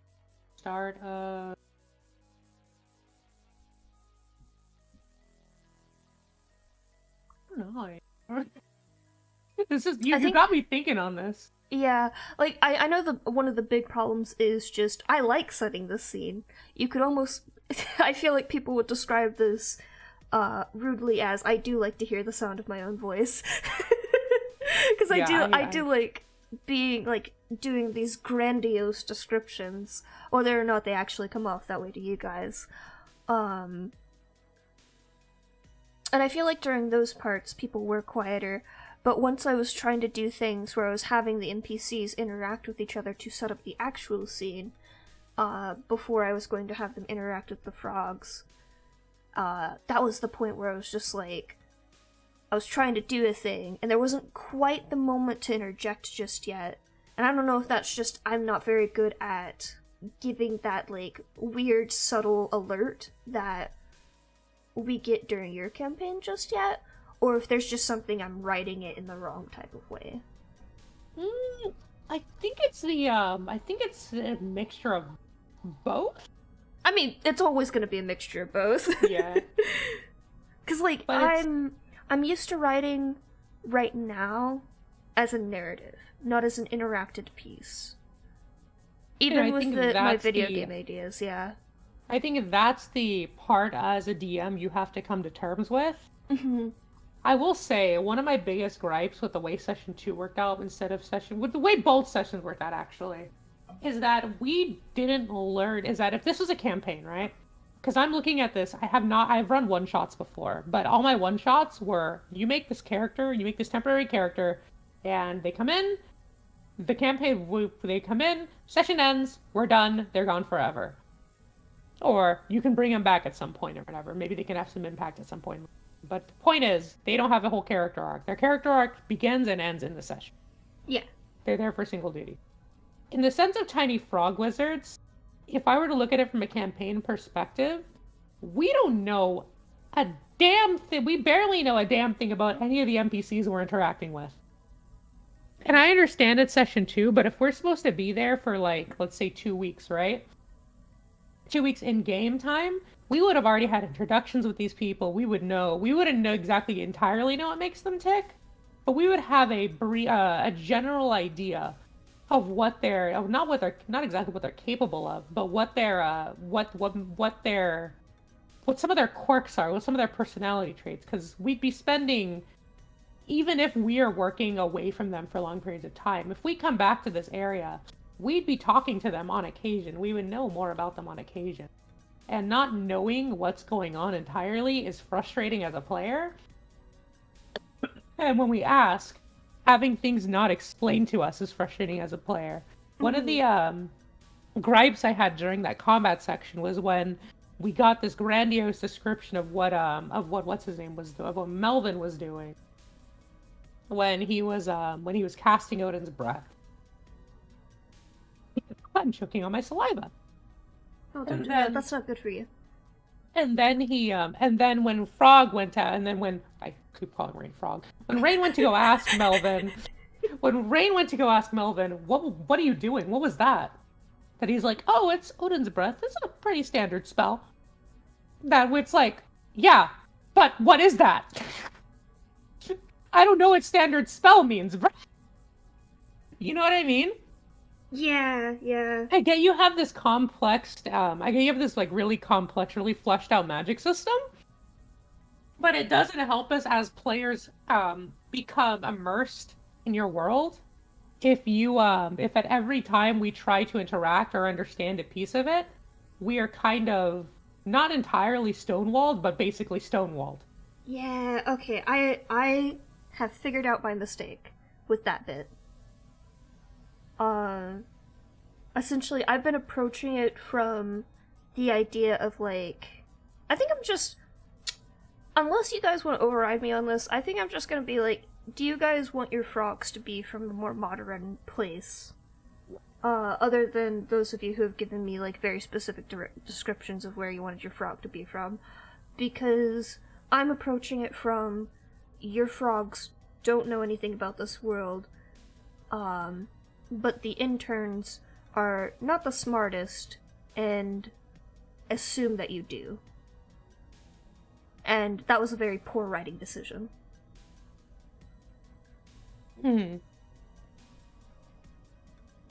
I definitely will say, Rain's probably already told this, because Rain when Rain and I talk a lot on tabletops.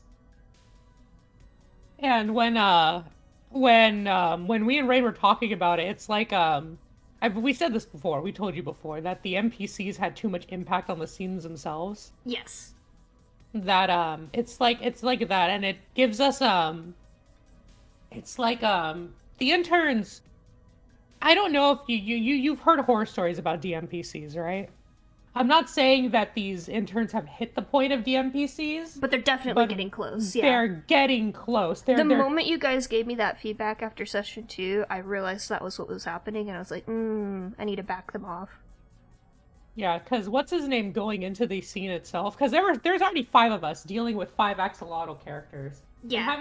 And then having Jeffrey jump out there. Sure, if Jeffrey's the only NPC in the scene, or Melvin's the only NPC in the scene, and all he's doing is supporting us while he's doing that, then sure, that's all and good. But having both of them combined in that particular scene didn't leave us with much wiggle room, especially when Jeffrey took out 2 of them.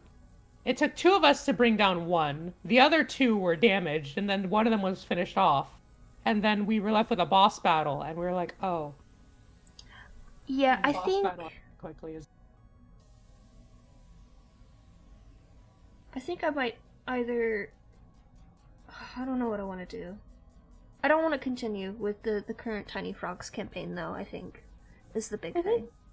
It doesn't fit Tiny Frogs, and the way that I have set up the NPCs is not going to ever fit Tiny Frogs.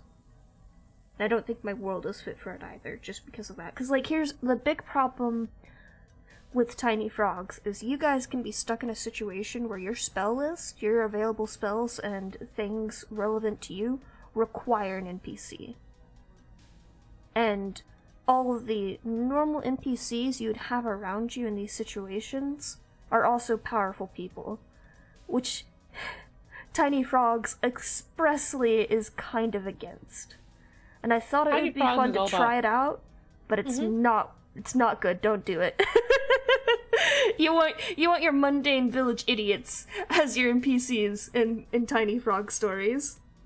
I mean, if you want to set it up with the interns, go for it. But you gotta make it so that the interns get pulled away in some aspect or whatever. Yeah.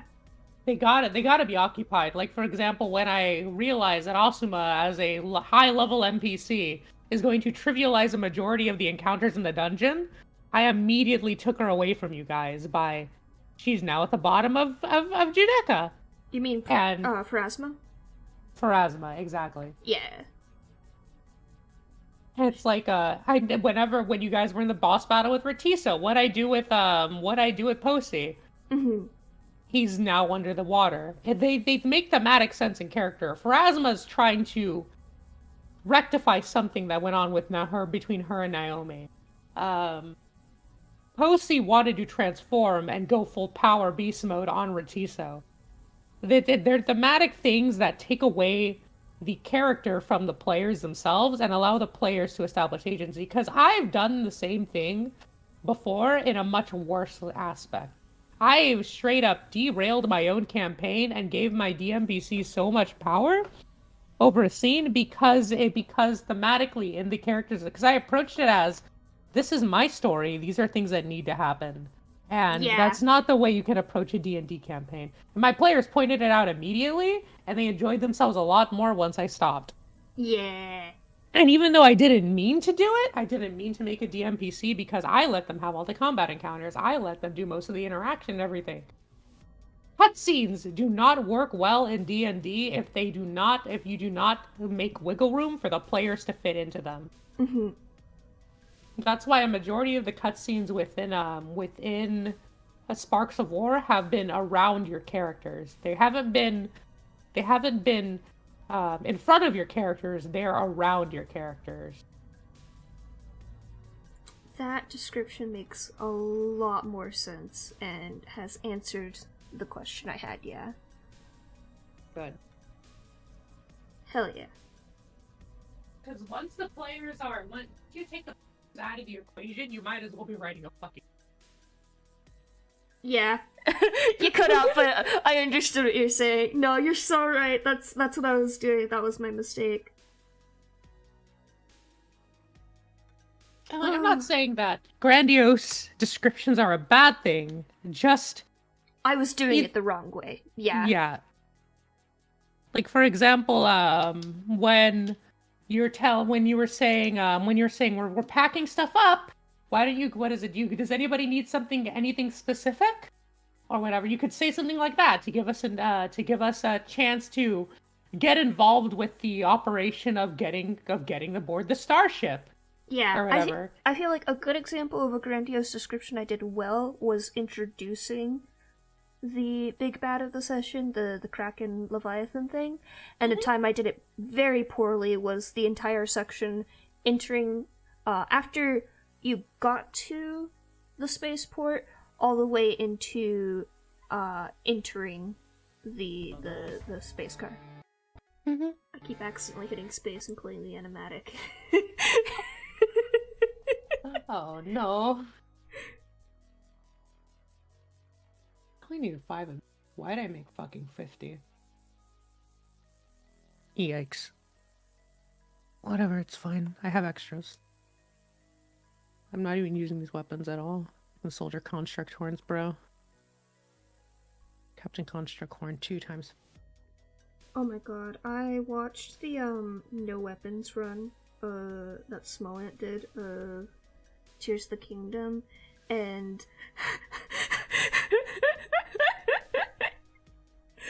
like I knew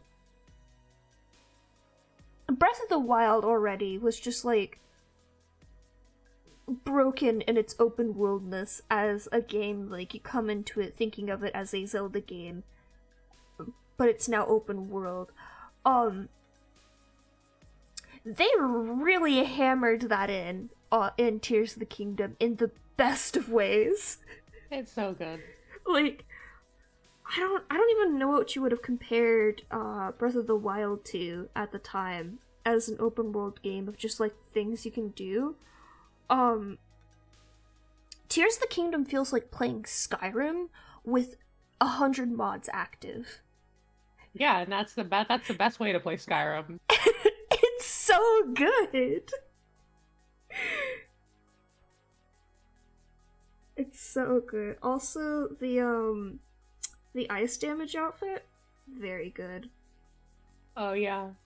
I'm appeased even though the Gerudo outfit isn't there anymore. It's probably the ice damage outfit now. Oh my god, there's so many people shipping Link and Sidon. There's even a comic that says that where what's it called, where Link saves where Link cleans the statue, and she's like, ah yes, alas, she's like, we can gaze upon the statue of the great hero Link and my fiance Sidon. Wait, you're engaged to my boyfriend? Yeah, I love that what? I just did the biggest eye roll. I'm like, oh my god. My personal favorite is the one where it's this is my husband and his boyfriend Link, and this is my girlfriend Zelda. from Yuna? Oh fuck. It starts with a Y. What's her name? The fiance. I think that's Yeah. It's just like, yes, perfect. They're all married. They all have 2 hands. Oh my lord.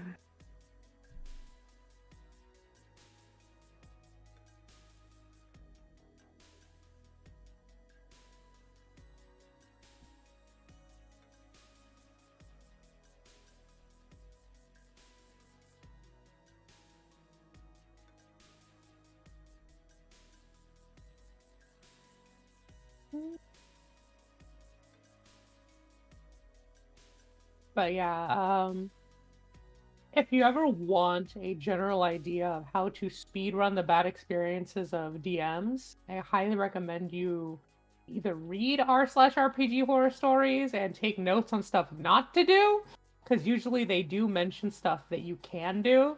Mm-hmm.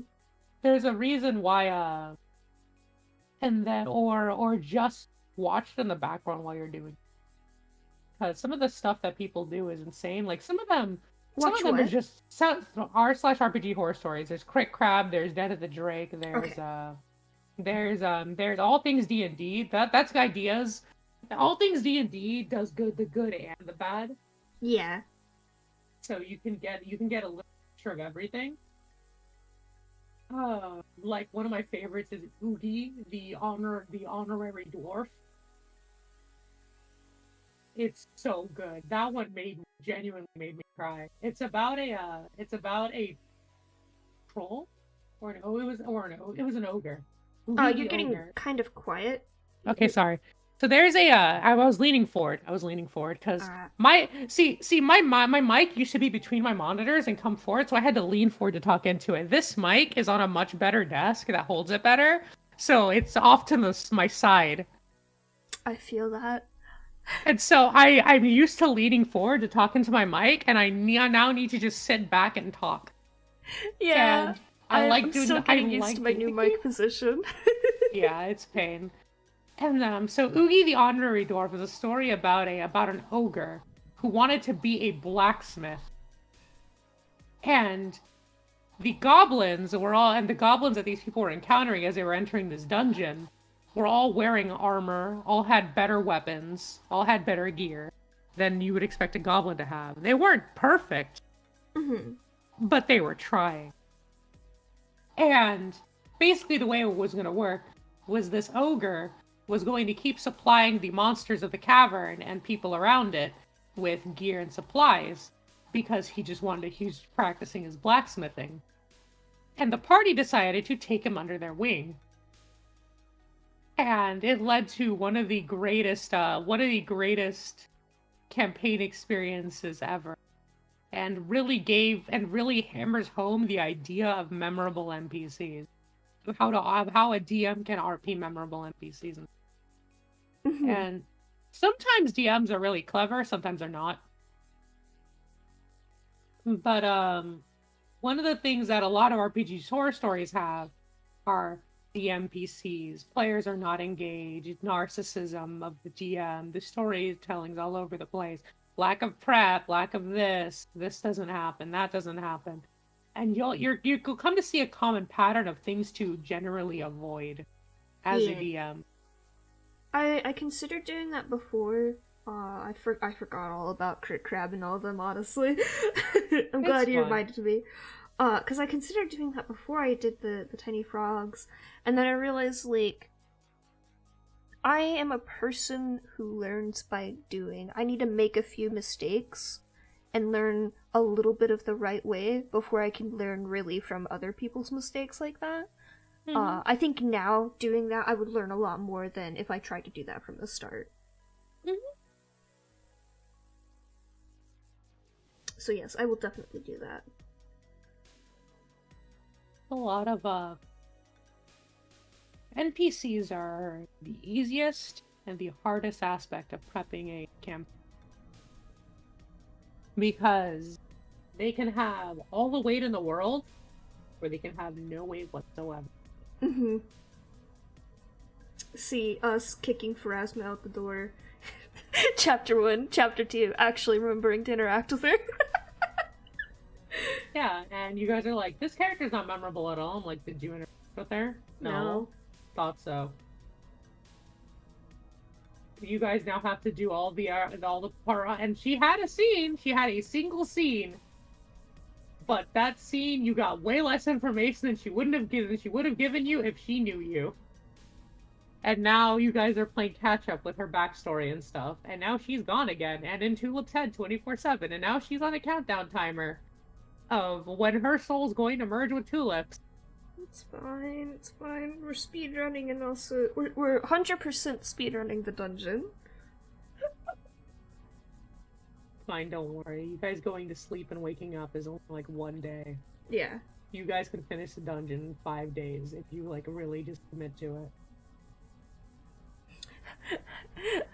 My guy, you're talking to the player of the elf who is basically established to do that bullshit.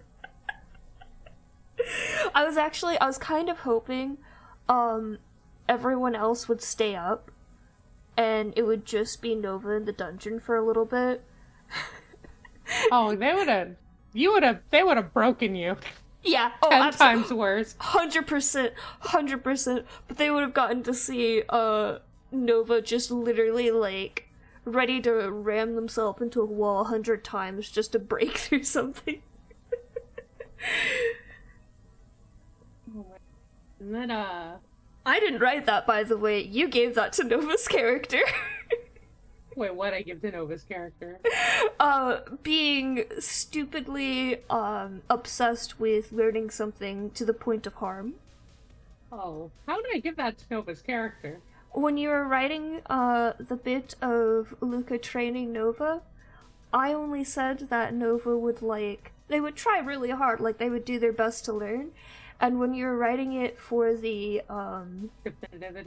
definitive edition, you wrote Nova pushing themselves so far they fainted like 2 or 3 times when trying to learn Luca's spells. And I took that and I kept it. That's more because learning magic like Vita is exhausting because you're essentially messing with life essence itself. Yeah, no, that makes sense. But you explicitly had Nova like going, no, I can keep going. I was like, ooh. It just felt in character for Nova to me. No, you're right. It is in character, because I kept it. Because you're right, it fits them. Hi, Frigid.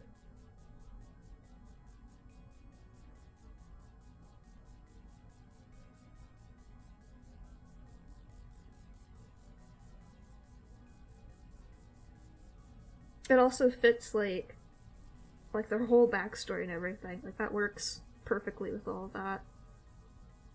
And now you have the training with Maeda. Oh, hell yeah, I'm very excited for that. Do you like Maeda, by the way? As a player, yes. She seems very intriguing. As confused as I am with Memoriam so far, I'm so glad we have a guide, and I love the fact that she just changes. It looked like you intended her to, like, change ages. I couldn't quite hear you during the session yesterday.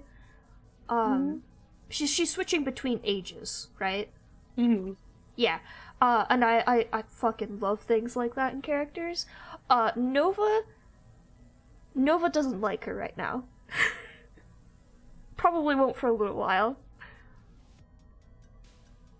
I figured Nova didn't like her. It's not Mirai level hate. It's just that I don't think a lot of things will ever reach Mirai levels of hate. Let's be honest. Did Seer hit that point? Seer's at that point, yeah. Damn, bro. Nova does not like Seer. Seer's not meant to be liked anyway. I need to get 6 star fragments. Do I even have 1? Yeah, I'll go get it. The drawing's going well, Frigid. I got 1, 2, 3, and I'm on my 4th today, which is better than I was expecting. But I did cheat on one of the Ratisio ones, because drawing Ratman is hard. And drawing Beezer is more fun. Not that I enjoy drawing Beezer being shot, that part's not fun. R.I.P. Beezer. That's okay, he got better. Yeah, that first fight was the introduction to the lethality of encounters. Yeah, that's why I got so scared. The person cast a Vita spell that did double damage to Beezer and took out half of Beezer's health in 1 hit. Yeah, I got very scared. It's okay, I'm a little less scared now. I'm still picking Lucky for my next feat, though. Oh, I bet. Fuck my build. I am not losing Nova to rolling nat ones. Oh. When you establish something because it's funny, and then the party's like, yeah, no, I don't, no, thank you. Like, the color red on Firefox already, like, is a literal red flag for me because I have Shinigami eyes as an extension. Uh-huh. But But now, like, the specific shade of red, in roll 20, that designates in that one roll, my anxiety spikes so hard when I see it now. Even when it's not at a 20 roll. I have to look away. Oh no. Don't worry. It's not bad. Like, it's not bad. It's just funny to me.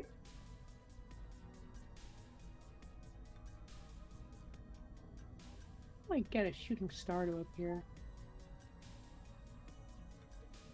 I feel like every time I go diving off a tower for some reason, a fucking shooting star, if it's nighttime, appears. I will go diving off a tower right now. But, like, I do that all the time because, like, I was traveling to Terrytown a bunch with just the tower. I just specifically want a shooting star. Yeah. Because I just need one to clone.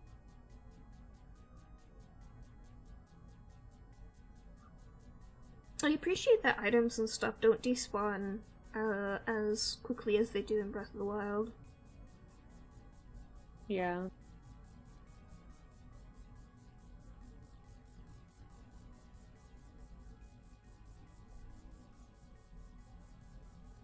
Hey, teleport to a new location.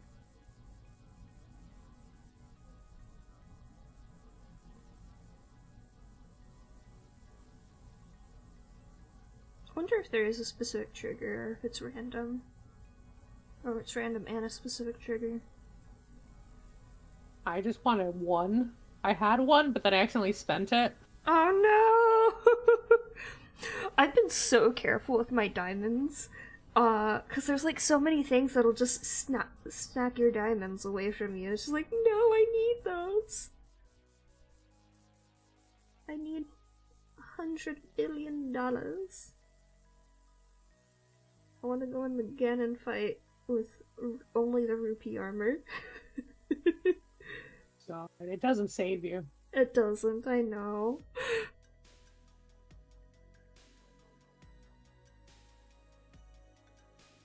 I will face plant if I don't find a shooting star. I have like 7 fairies, it doesn't. That's not the point, though. I wonder if I can dupe fairies. You can. I think I did, and I just forgot I did. Because I was duping bugs with the shield, not the shield, the glider method. I had to put on the stealth armor. The best method? It's the best method, it really is.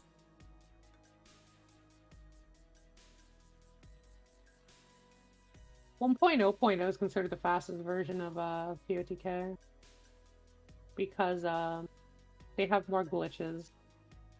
That is so interesting, because the glider dupe doesn't exist in that version, doesn't it? No. They have the shield dupe, though. Oh, that's true. The shield dupe is all that matters for them, because that's all you need, because it's not like they're trying to dupe a bajillion things. Mm-hmm. They're just trying to dupe a couple things. They don't even get the glider in the run. I know, oh my god, that was insane. I was watching somebody just fucking die by plummeting off the Ganon arena. Yeah, they, what was it called? They fight on the, they use a glitch that, overloads the memory of the game itself. So what I'm gonna do, we're gonna look at land, we're gonna make it noon, I'm just gonna stand outside. Pray that a fragment. I'm gonna do the BOTW method and pray that it's just that they increase it. But yeah.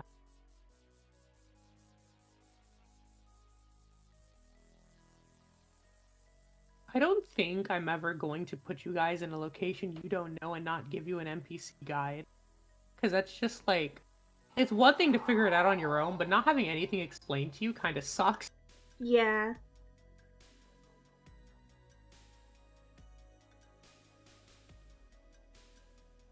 I won't do anything to you guys as players that I wouldn't want to be done. That I wouldn't want to be done to me as a player. Mm-hmm.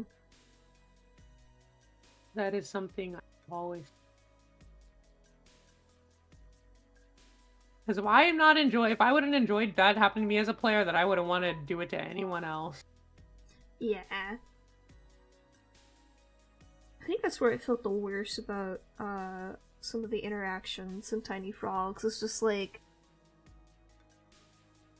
with how I've had set up my characters, some of Rain's curses, like, I didn't want to just override him and say, this curse just doesn't work, but I didn't have another way better. At least not one that I could improv at the moment to get it to work.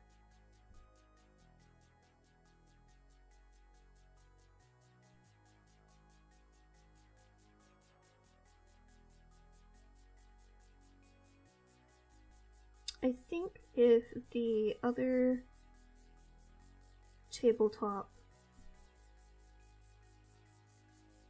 finishes their proofreading and stuff and gets sent to me, I'll take a look at that one and see if I want to do a one-shot with that. Otherwise, I might try something in 5e next time.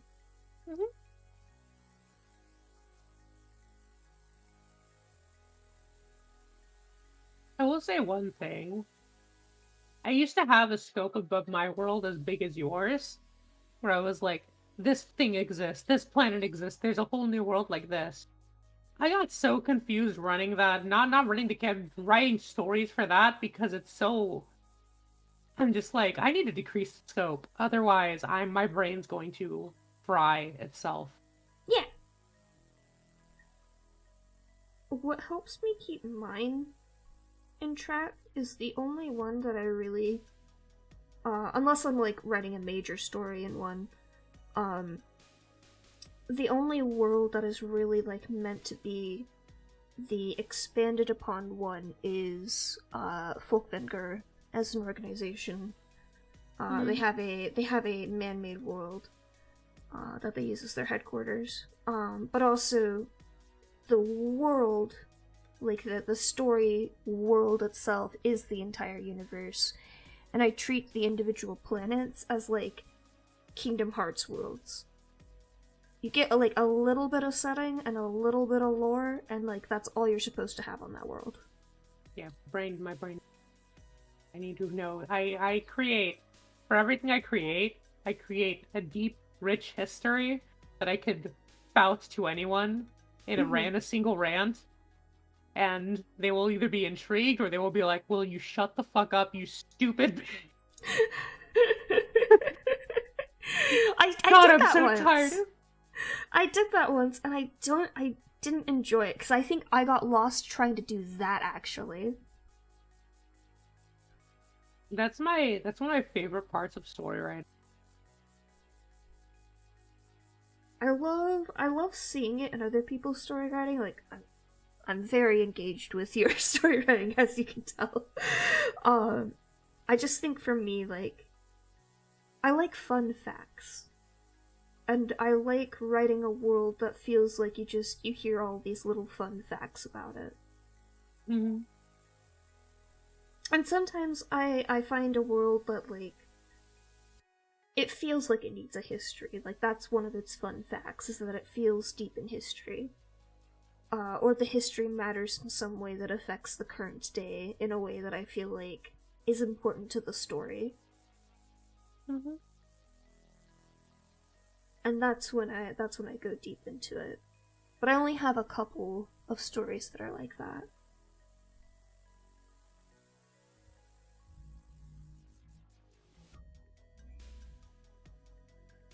And right now those are Elysium and Pandorian.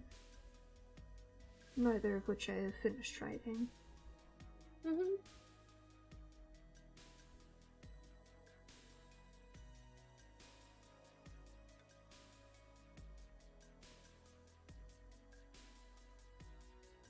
Is it still noon? It's still noon.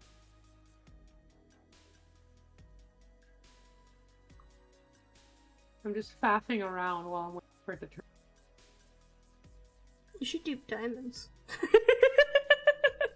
I have 67 of them. I don't think I can. You should get 69. Maybe.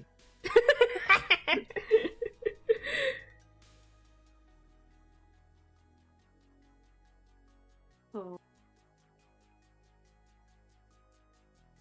You know what you could do? Hmm. Sit on a dragon. That comes when that comes. I don't want to do that right now. That comes with what? That comes when that comes. I don't want to do that right now.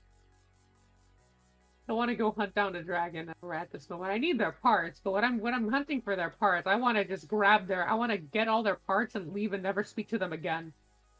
I couldn't hear the word you were saying. Oh, I said that comes when it comes. Oh, I heard that gnat comes, and I'm like, what the fuck does that mean? No, that. Understandable.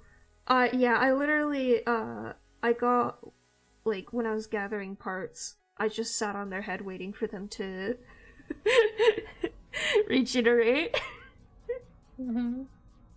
It's like this nice 10 minutes of just beautiful landscapes.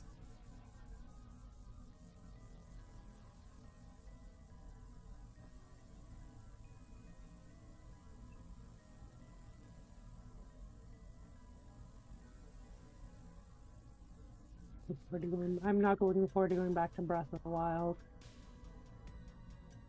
Where are you going back to the Breath of the Wild? Huh? Like 100% it again. Oh my god. Again? Yeah, I did it once on the Wii U. I need to do it on Switch now. Oh my god. You understand, I'm obsessed with Zelda.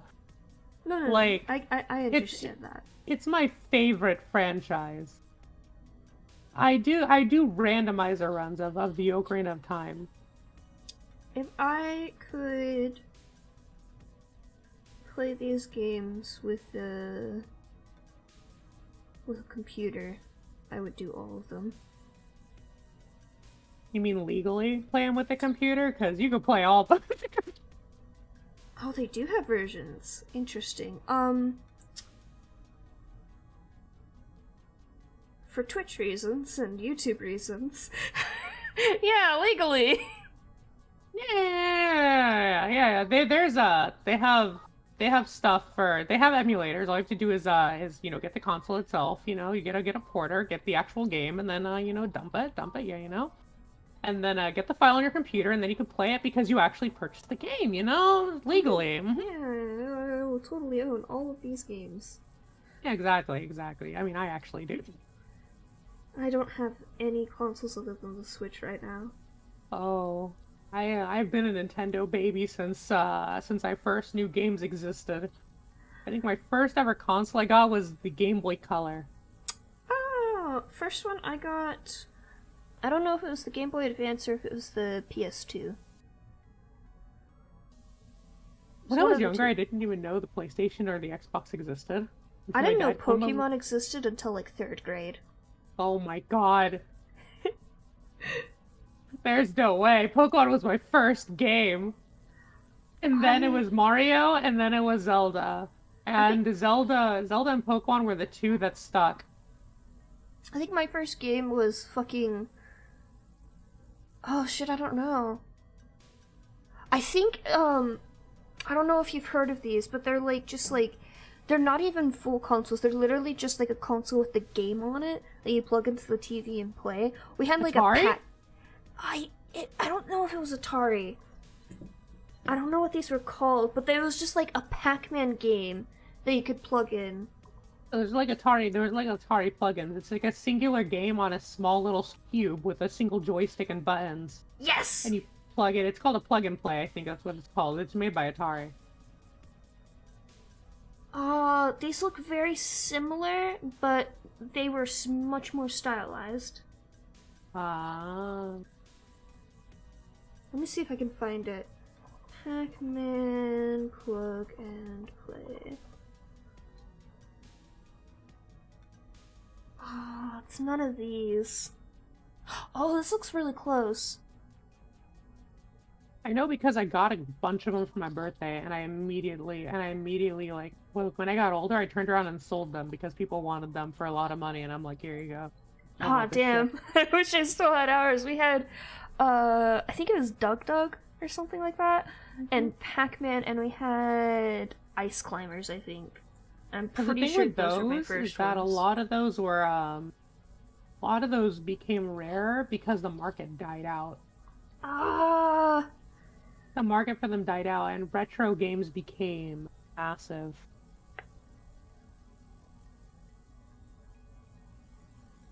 Yeah, I had that one, mm-hmm. but I sold those. And I didn't make a whole lot of money, but I made more money. They cost $25. I sold each of them for like 50 to 75. Yeah, that's still pretty good for something like that. That's smart. And it's like I enjoyed it. Yeah. Other than that, we had SpongeBob, Star Wars, and Barbie and the 12 Dancing Princesses on the PS2. And then when we would visit our dad, we had World of Warcraft. Oh. Oh, you know what I'm forgetting about? Fucking Roller Coaster Tycoon. When we would visit our aunt, she had a PC that had games on it. I remember Roller Coaster Tycoon and I think an early Zoo Tycoon, which I got obsessed with personally because, oh my god, animals and also customizable terrain and building. Hell yeah, I'm always obsessed with that. And then later on, I think it was my DS, I got the Zoo Tycoon on that. And I liked it, I enjoyed it, I was obsessed with it. But I was also pissed because I didn't have all my terrain tools anymore. Mm-hmm. And then, The Sims. The Sims. I've been playing that shit since I was 10.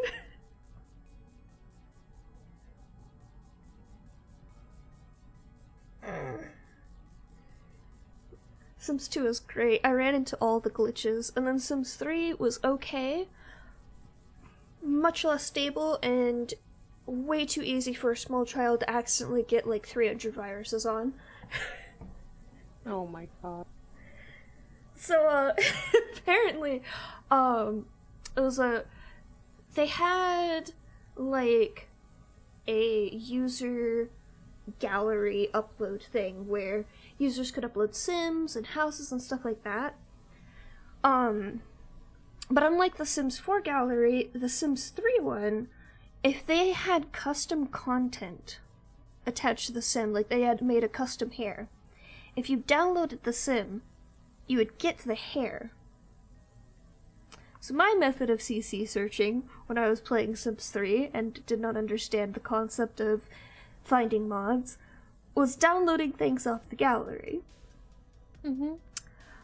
Apparently, on the Sims 3 gallery, there was a long-standing virus/bug of this, like, demonic baby thing that would infect people's computers.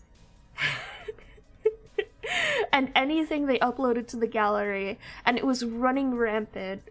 And I believe my dad had to, like, completely wipe my computer, like, 3 times. Because I kept wanting to get the pretty hairs off the Sims 3 gallery. Not a smart child.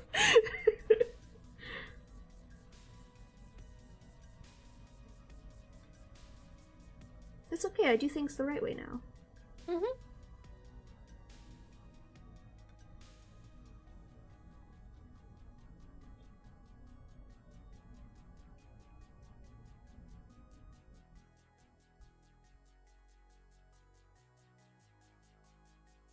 The Monster Control crew is hilarious. Monster what? The Monster Control crew. They're like, prepare to steal yourselves, man! We must fight! I'm like, I'm gonna get my mech real quick, hold on. I love the Bat Zapper. Mech. That one's the funniest one I've seen so far. And the fish catchers. Those are really funny. Hi Akami, how's it going?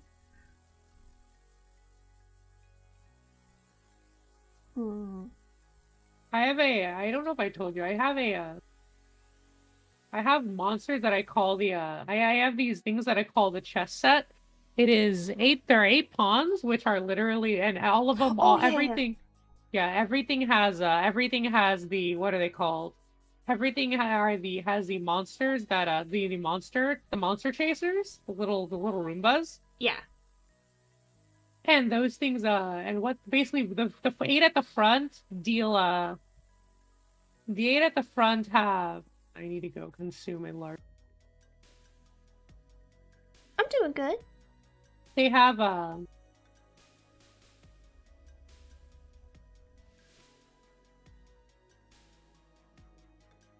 it says I'm only halfway done. I've eviscerated every single one of them. Hello? Might have done it too fast. Probably? Oh no, there's some over here. I've got like, There. 8 or 9 drawings left in this Animatic Akami. Trying to finish as much as I can today. But, what was it? And so the 8 at the front have shock traps on, have shock things on them. And the 8 at the back are all raised with various different weapons. I think the queen has 3 lasers and a cannon attached to it. The king has a cannon. Just has a straight up cannon. And they all have like different weaponry attached to them. It is very funny. Yeah, you told me. Yeah, it's so much fun. It's so much fun because I just send it in and it just kills everything. It drains my battery like nobody's business, but I'm just using simple Roombas with cannons right now. It is funny watching the monsters try to fight them and then fail because they can't damage Zonai weapons. Mm-hmm. But, okay. Getting back on topic to D&D. What were we talking about before we went on a large Legend of Zelda rant? Oh shit, did I miss that? I don't even remember. I thought we had finished. Did we finish? Yeah. Interesting. I guess D&D is just, we're just done talking about D&D then. Crazy. Just for now. I'm sure we can think of another D&D topic. Well, I have hundreds. But yeah, Kavi, if you're still hanging around, I'm so close to finishing this animatic. I started with 12 frames to do. I did 1, 2, 3, 4. This is the 5th. So I have 1, 2, 3, 4, 5, 6, 7 ish? Maybe 9? Or not 9, 8? Maybe 8? And I'm trying to finish this as quickly as I can because I have another idea of something I want to work on off stream really at first, just because I don't know how well it's gonna go. My brain likes to do strange things when I'm starting on projects. Hi McKinney, it's nice to see you! All good. I'm just finishing animatic stuff. But yeah, I want to work on this new thing, but I wanted to finish my obligation of finishing this. Thank you! I rushed a few of the last frames because they had animals in them and I'm not good at drawing animals.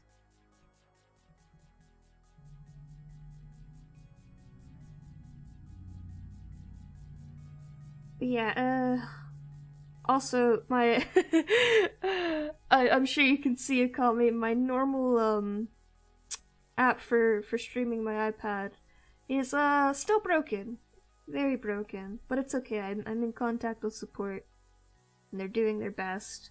And Jesus Christ, Mariah, I'm so sorry what I'm doing to you right now.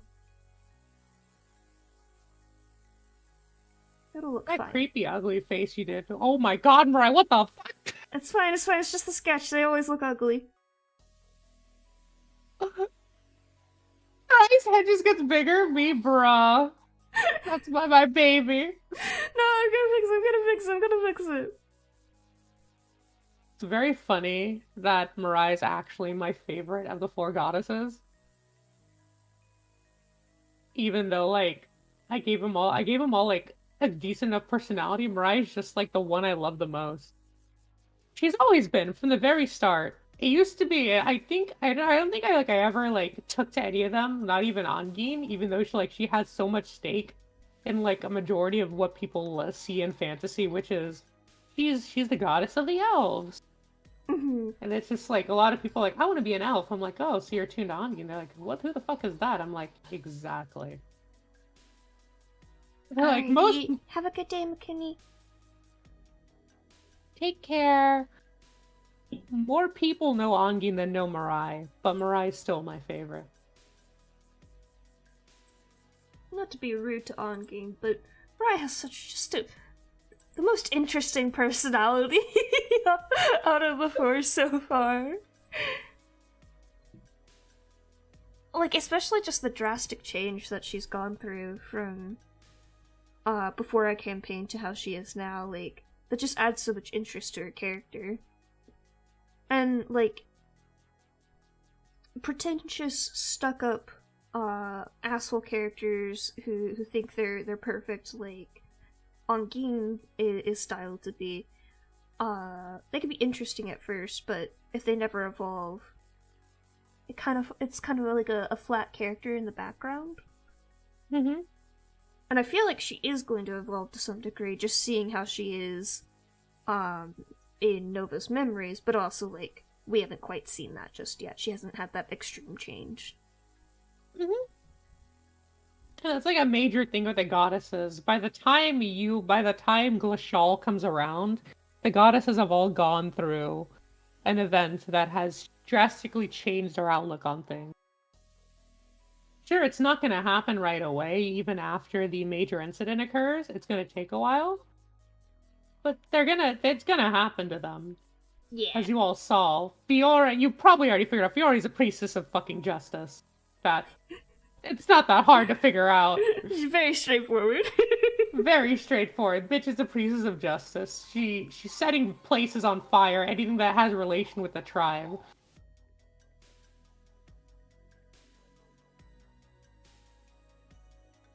You actually really got me with the twist with Naomi, by the way. Or not Naomi, Nasha. Princess Nasha. Oh, the goddess of chaos. When she showed up in that form the first time, I was like, what the fuck? Excuse me? What is this? And then the memory happened, and I'm like, what happened? Very good plot twist. Yeah. It was really funny because for a while I'm like, how exactly am I gonna get this to work with the fact that they're all from the future? And then they're coming back to this. Because like I said before, the whole idea of Judecca and Memoriam was completely new to this and the campaign before it, and the version before it. So it was like my first time running this stuff. And I was like, how exactly am I going to make it so that this happens? I'm like, it's Eom. Eom fucks with everything. Because that's just how he is. So it makes sense that anytime you encountered somebody, they would just erase your memories of something that would benefit them.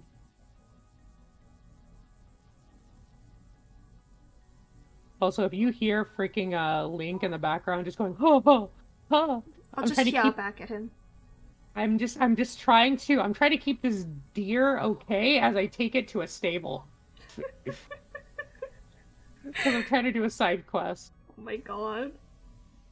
And the fastest way to get something to stay calm and not try to throw you off is to mash the soothe button every time you hit go.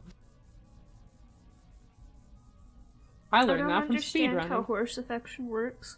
I just hit soothe until they have 100% affection with me. Yeah, that's how you do it. I don't understand the heart thing. Like, sometimes the hearts appear and sometimes they don't. I don't understand it. I don't want to understand matter. it. Just mash the soothe button. I pissed off my ex really bad one time though, because when I was on my laptop, it doesn't have the what is it called? It doesn't have as good of a, because I can't use this mic on the laptop, otherwise it crashes. Yeah. So it was like, so every time there was a she's like, what the fuck are you doing? I'm like, I'm soothing my horse. Hello? I'm being friendly with this horse. And she's like, it's annoying. I'm like, okay. I'm the kind of person who works in dead silence or plays the same song on repeat for 8 hours straight. There's not a whole lot of noises that can bother me when I'm, like, already fine. Yeah. I'm the same way. I listen to so much music when I pass out. Like, I need white noise in the background, right? Mm-hmm. So despite the fact that I'm a light sleeper, I'm not a light sleeper in the terms of, like, I will wake up if there's music on or something. No, I tune out all music. I'm a light sleeper if there's someone banging on my door. I'm a light sleeper if there's somebody, yeah, like an if there's a dog noise. barking, or if there's, like, the cat's pawing at the door, I'll wake up. Yeah, like, it's like a irregular, unexpected noise versus a regular noise that you're used to. Because, like, I'm now used to the fan in the background here where I live now. But the people who constantly walked above my office and my living room and my bedroom and my apartment, like, it was always irregular. It happened out of nowhere. It was always loud, and it was super annoying because of that. But, like, and I couldn't get used to it. But here, I'm fine. It's probably louder here than it is there, but it feels quieter because it's white noise to me.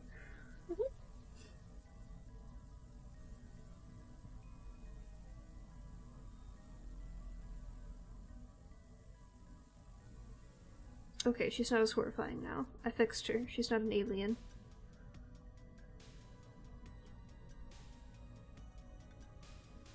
God, when you send me that, when you posted that thing in the D&D Discord with the, what is it, Mirai? I thought you'd be happy to see me. I'm like, I should have used that line. It was like, missed opportunity, bro. That's prime. That's prime Hongin right there. Oh, I was so sad. I'm like, I should have said that. Fuck. Oh god. Rain hasn't given me the airplane conversation. I just saw that scrolling up. Trying to find where I fucking sent the Songkin pic. Oh, I forgot. I sent... I don't remember what we were doing, but, we were, like, looking through trash cans for some reason in the campaign. Or Miwa specifically. And I sent her the screenshot from the fucking, Sonic is Dead game. Oh no. Of Barry looking through all the trash cans. Will you stop killing my freaking animals? Oh my god. I'm finishing the side quest now. I'm pissed. I keep getting them so close to getting there, and then immediately someone murders my animal. Okay, I'm gonna turn you down a little bit. You can hear it? Or you can, no, just you yelling suddenly was very loud. Oh, I'm very sorry. I got so frustrated. It's fine for me because, like, I adjust my Discord to be good for my levels. It's just on stream, like, it spikes it really hard for people not expecting it. My apologies. Oh, I found it! It was just the sketch. Why are you running, Mirai? I thought you were happy to see me. God. I didn't want to have, like, a full-scale gun. That's another thing with the whole agency thing. I could have easily done a cutscene where the two goddesses just go head-to-head and fight in the background. But I'm like, I need to focus on the players. Mm-hmm. And that's why I'm like, that's why she just rushed her down, like, ran her down, and then, like, they were fighting, they were, like, having a struggle there. They weren't, like, going full out with their power, because Ongin was trying to be mindful of you guys, and Mirai was kind of in shock, like, dude, everything I had, all the advantages I have is gone. We got you. That was one of the funniest thing when Tulip's like, yeah. And then Tulip teleports away from Mirai, and it's just like, yo! That was so funny. And I expected Tulip to eavesdrop when I gave her those abilities. To go on, gather information for you guys. Nope, Tulip's like, I'm staying right next to Nova. And I'm like, okay. She said she had been saving the ring for, like, this specific moment, or, like, something like it, and I was just like, oh, that was so good. Yeah. And then you having to shatter the ring. Oh my god. Oh my god. I'm still peeved that I didn't pick up on fucking... I could have used Luca's power on the ice. Yeah. That definitely, I feel like, wasn't, I had the advantage of hearing you talk about the campaign outside and how Vita works, just a little bit at that point.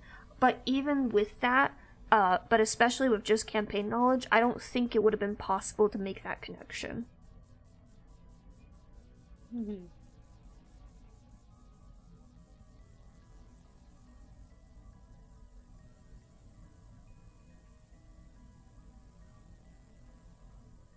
I don't think there would have been time to even explain that in the campaign either, even with Luca training you on the way that Vita works, because Luca has 2 weeks to train you, and she has to stay secret the entire time, right? Mm-hmm. I think what threw me off the most, and what I didn't realize until afterward, was how important the weaknesses and strengths of the goddesses are.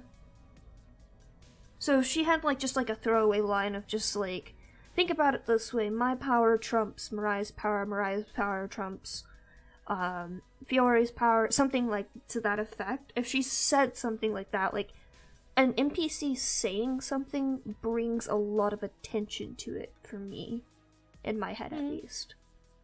So, like, hearing it about it outside of the campaign, I try to not let that color how I use my characters in the campaign.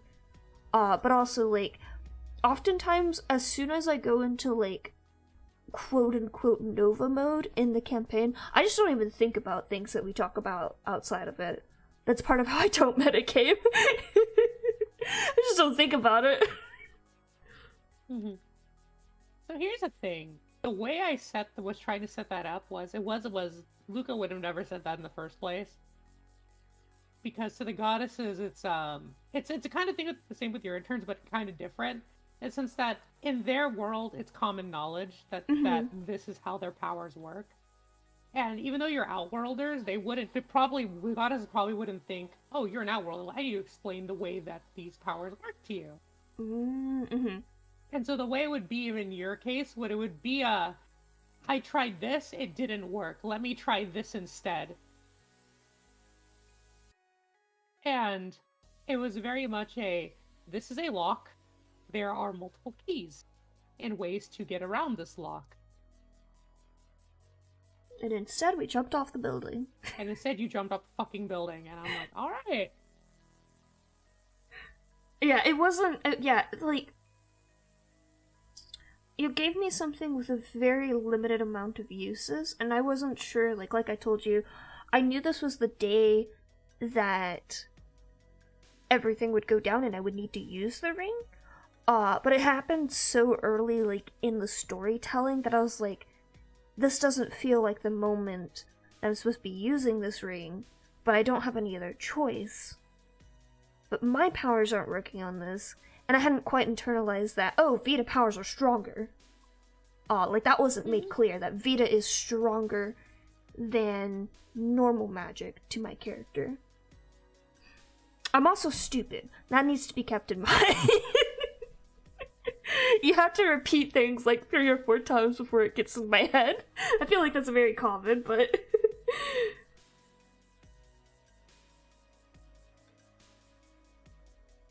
I can only hold your guys' hands so much.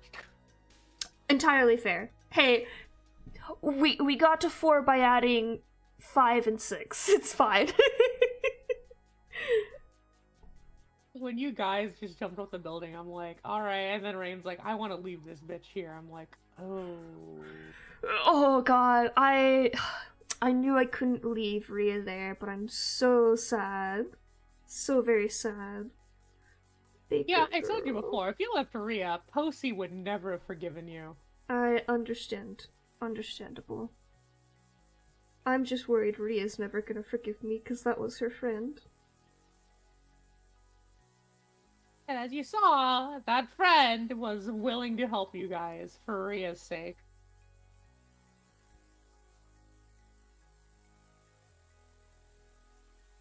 I'm just upset. I'm a little upset Frog didn't even, think to take a chance on picking her up.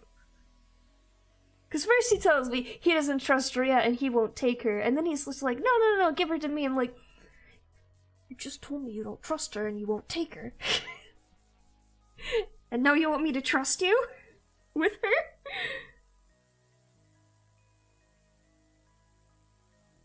Yeah, that situation was a choice of you guys either take all of them, you take or you guys decide who lives and who dies in that scenario. Yeah.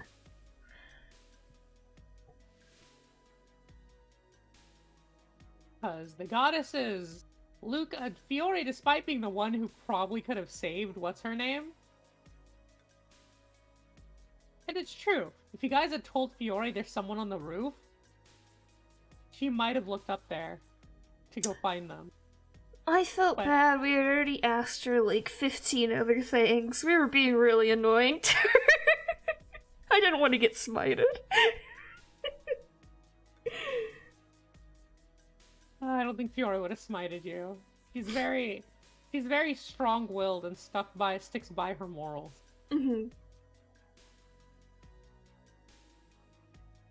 She's the responsible eldest sister of the bunch. Luca just doesn't give a fuck. Like as you saw, when her dwarf summoned her and she got pissed off, she just beat the shit out of them and stole their divinity. That'll teach them. Luca's also, it's very funny the way that Luca comes off to Nova and the others. She came off completely differently than her actual personality, for sure. Yeah.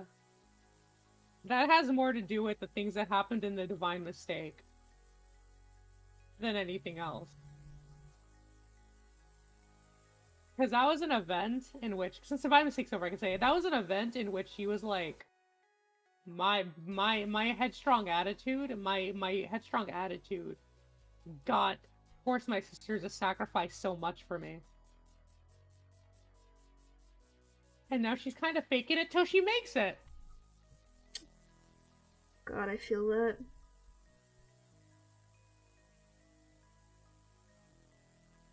She just wants her sisters to be okay. And her actual personality, she's not the brightest tool in the shed. She's smarter than the average human, but she's doing her best. In terms of a deity, that ain't She's doing her best. That's my teacher you're talking about. That's my child I'm talking about.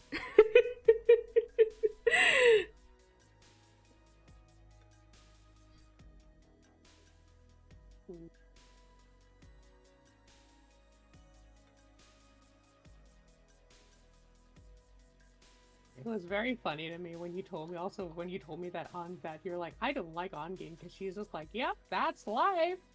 I'm like, and then you got that letter later on. Mm-hmm. Nova respects a good con. They don't like it, but they respect it. So they're like, oh, okay. I still don't like your attitude. No, she's a narcissist to her core. Yeah. her core, she's a narcissist. She can be a Karen as well, but she is most definitely she's most definitely self-important to herself and the things she makes or holds dear. Mm-hmm. She's a very much anything that's mine, I will take care of. Yeah. As if my life depends on it. Nova respects her, and respects Luca. They do not respect Mirai. I don't have to respect Mirai, that's fine.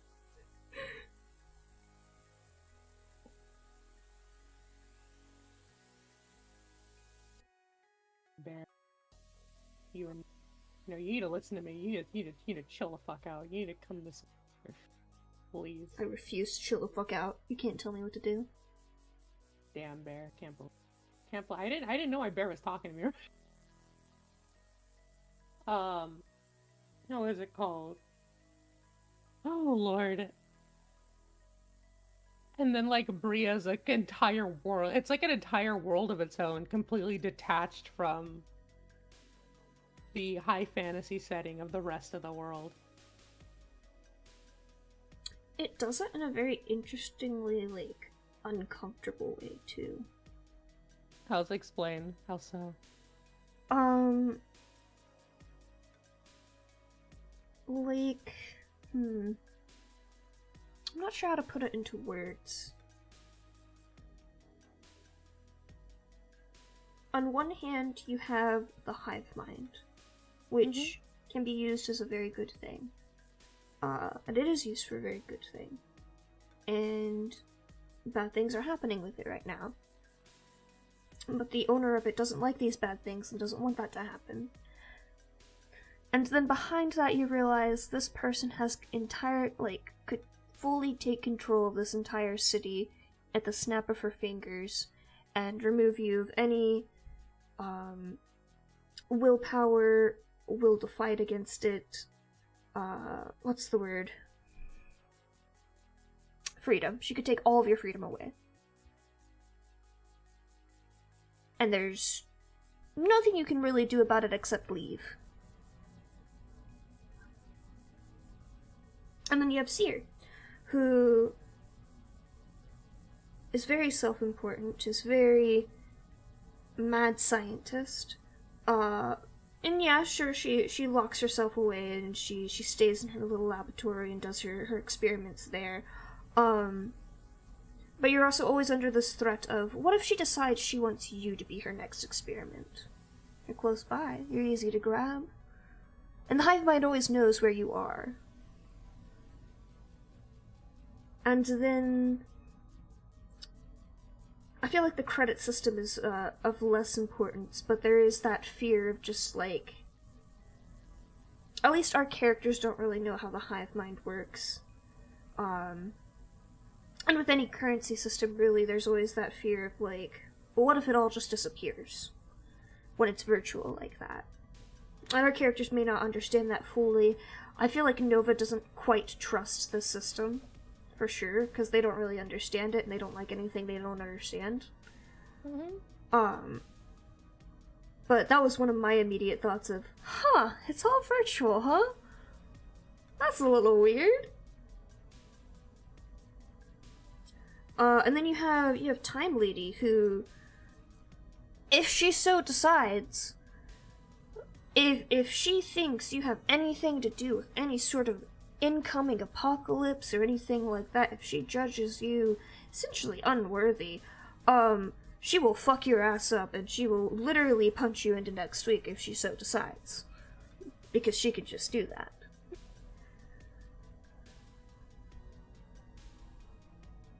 I don't know what the fuck's going on with Tavern Lady. She seems kind of tsundere, but also, like, not.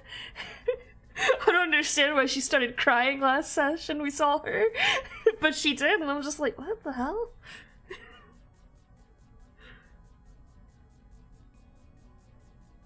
He's something. Sure is. She's my favorite of the bunch so far, though. I very much enjoy all of their characters as a player. And they're definitely very interesting to interact with. I'm so sorry I forget their names so often. Genuinely, it is not on purpose. Seer. You remember Seer. Seer is easy because Seer is, like, it's multiple things, so it's easy to remember that, and it's short. Kyoko's easy to remember because I hear it a lot because fucking anime. Nikshimi and Suina are not names I have heard often enough to like really ingrain them in my vocabulary, so it makes them harder to remember. And I had completely forgotten bunny ladies. May Wakuna. That's the bitch. Her full name is May. Her first name is May. That one is interesting that I have forgotten it because I have a friend who has a character named May who is... I don't remember if the character's associated with rabbits or it's just my friend is very heavily associated with rabbits in my head. But I should remember that one. That one's a weird one. She's kind of a non-character right now because she stays in her Coliseum. It's fine. We'll grift her later. Yeah.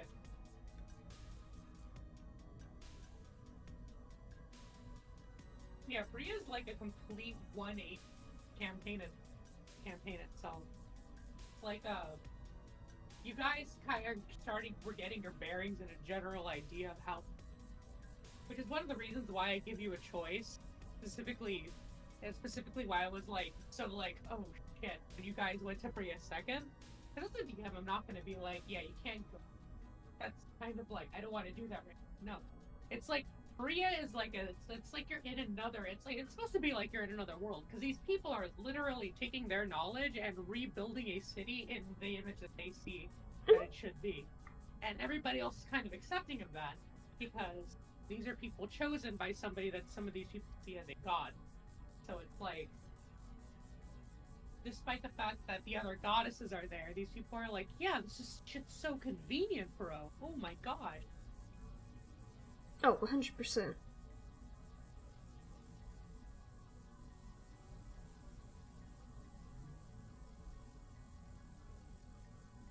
I just, I noticed how much control they have over the city and the civilians, and, it has struck a fear in my heart.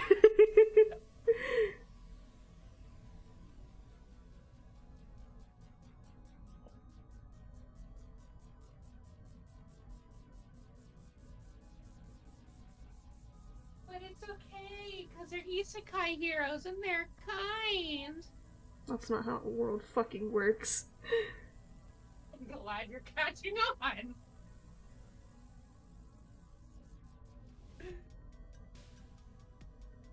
I can't believe this entire and all these stories came about because of fucking spite, bro. That is like... Oh, spite's the #1 motivator. So insane. Because, like, I was like, I'm this. Fuck you, you did this, so I'm gonna do things this way then. That was my world before, now I got a better world now, bitch. Sit the fuck down. God.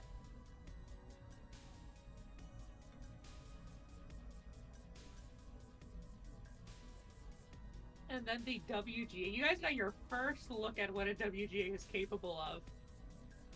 I was just so excited to see Madebot. Priscilla. All their code names is literally lead speak. Except for Minerva. Of course. It's a robot, why wouldn't it be?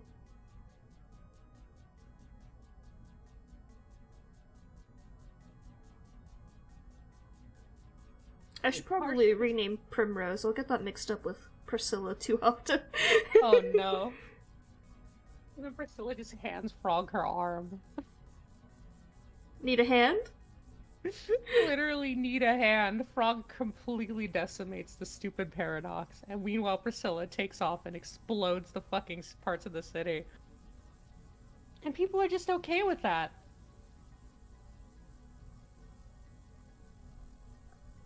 Infrastructure costs must be so high. They control the currency system. You think they give a shit? Oh, I'm not talking about for the divine heroes.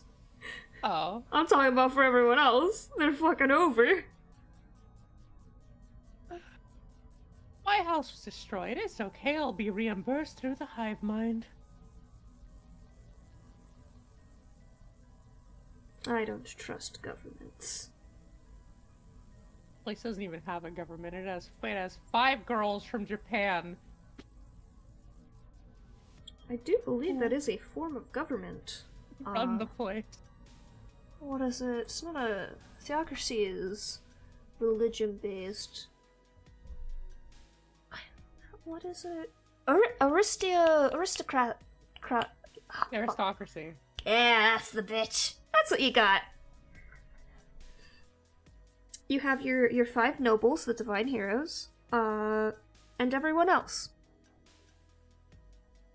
Everyone else spends all their time in the hive. I don't know if you picked up on it, but I stated before that everybody kind of like, unless something drastic happens, they don't really pay attention to what's going on around them. Yeah. Hive mind's scary. It is I only scary. grabbed it because I knew I would be able to get so much information out of it. Imagine being connected to everyone 24/7. It's fine. Nova's just gonna go, gossip more. I can't believe you made me kill the old ladies. I'm gonna do much more than that. Oh, I know. I'm just so sad. I enjoyed role-playing them. Oh.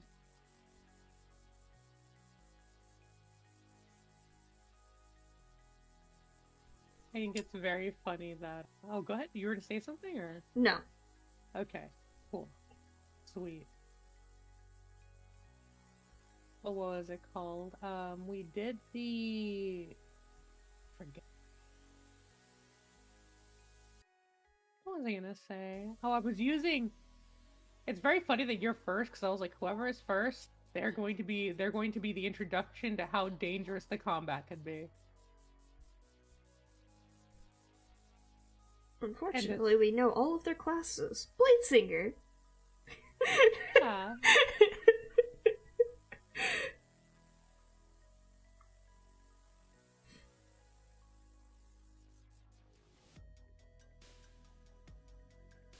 That's not what your hat looks like. My apologies, Mariah. I've mucked it up. Fine, it's perfect for the first one, because they're all blade singers. They can't necessarily do a whole lot to you, except for the ones that are actually casting Vita spells and Magic Missile. I don't know what you're talking about. Magic Missile doesn't hurt me. Alright, the shield. That was so funny. Yeah, you guys are haphazardly using your spell slots. That's fine. I got a lot left. You got a lot left? I only used one. Ah.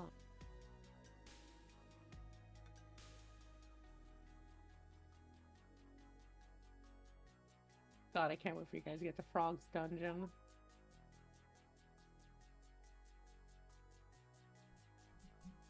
Not that I don't love your dungeon, but it's like when, as a DM, when I'm working on stuff that's way far ahead, I'm like, man, I can't wait for them to get to this area. Oh, same. No, I totally understand. With as much as you hyped up Nova's dungeon before we got to it, yeah, I understand.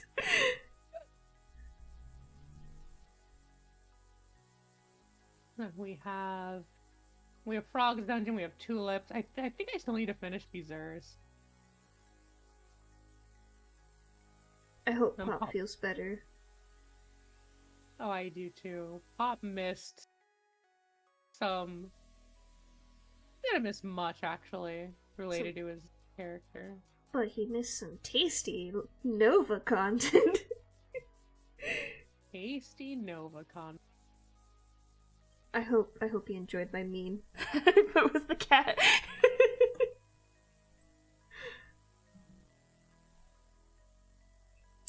Oh my gosh, it's already 10:30? It's already been 3 hours? 11:30 for me. I think I'm gonna finish up this liner and stop stream. Sorry, Mariah, your trident isn't fancy. That's all you're getting.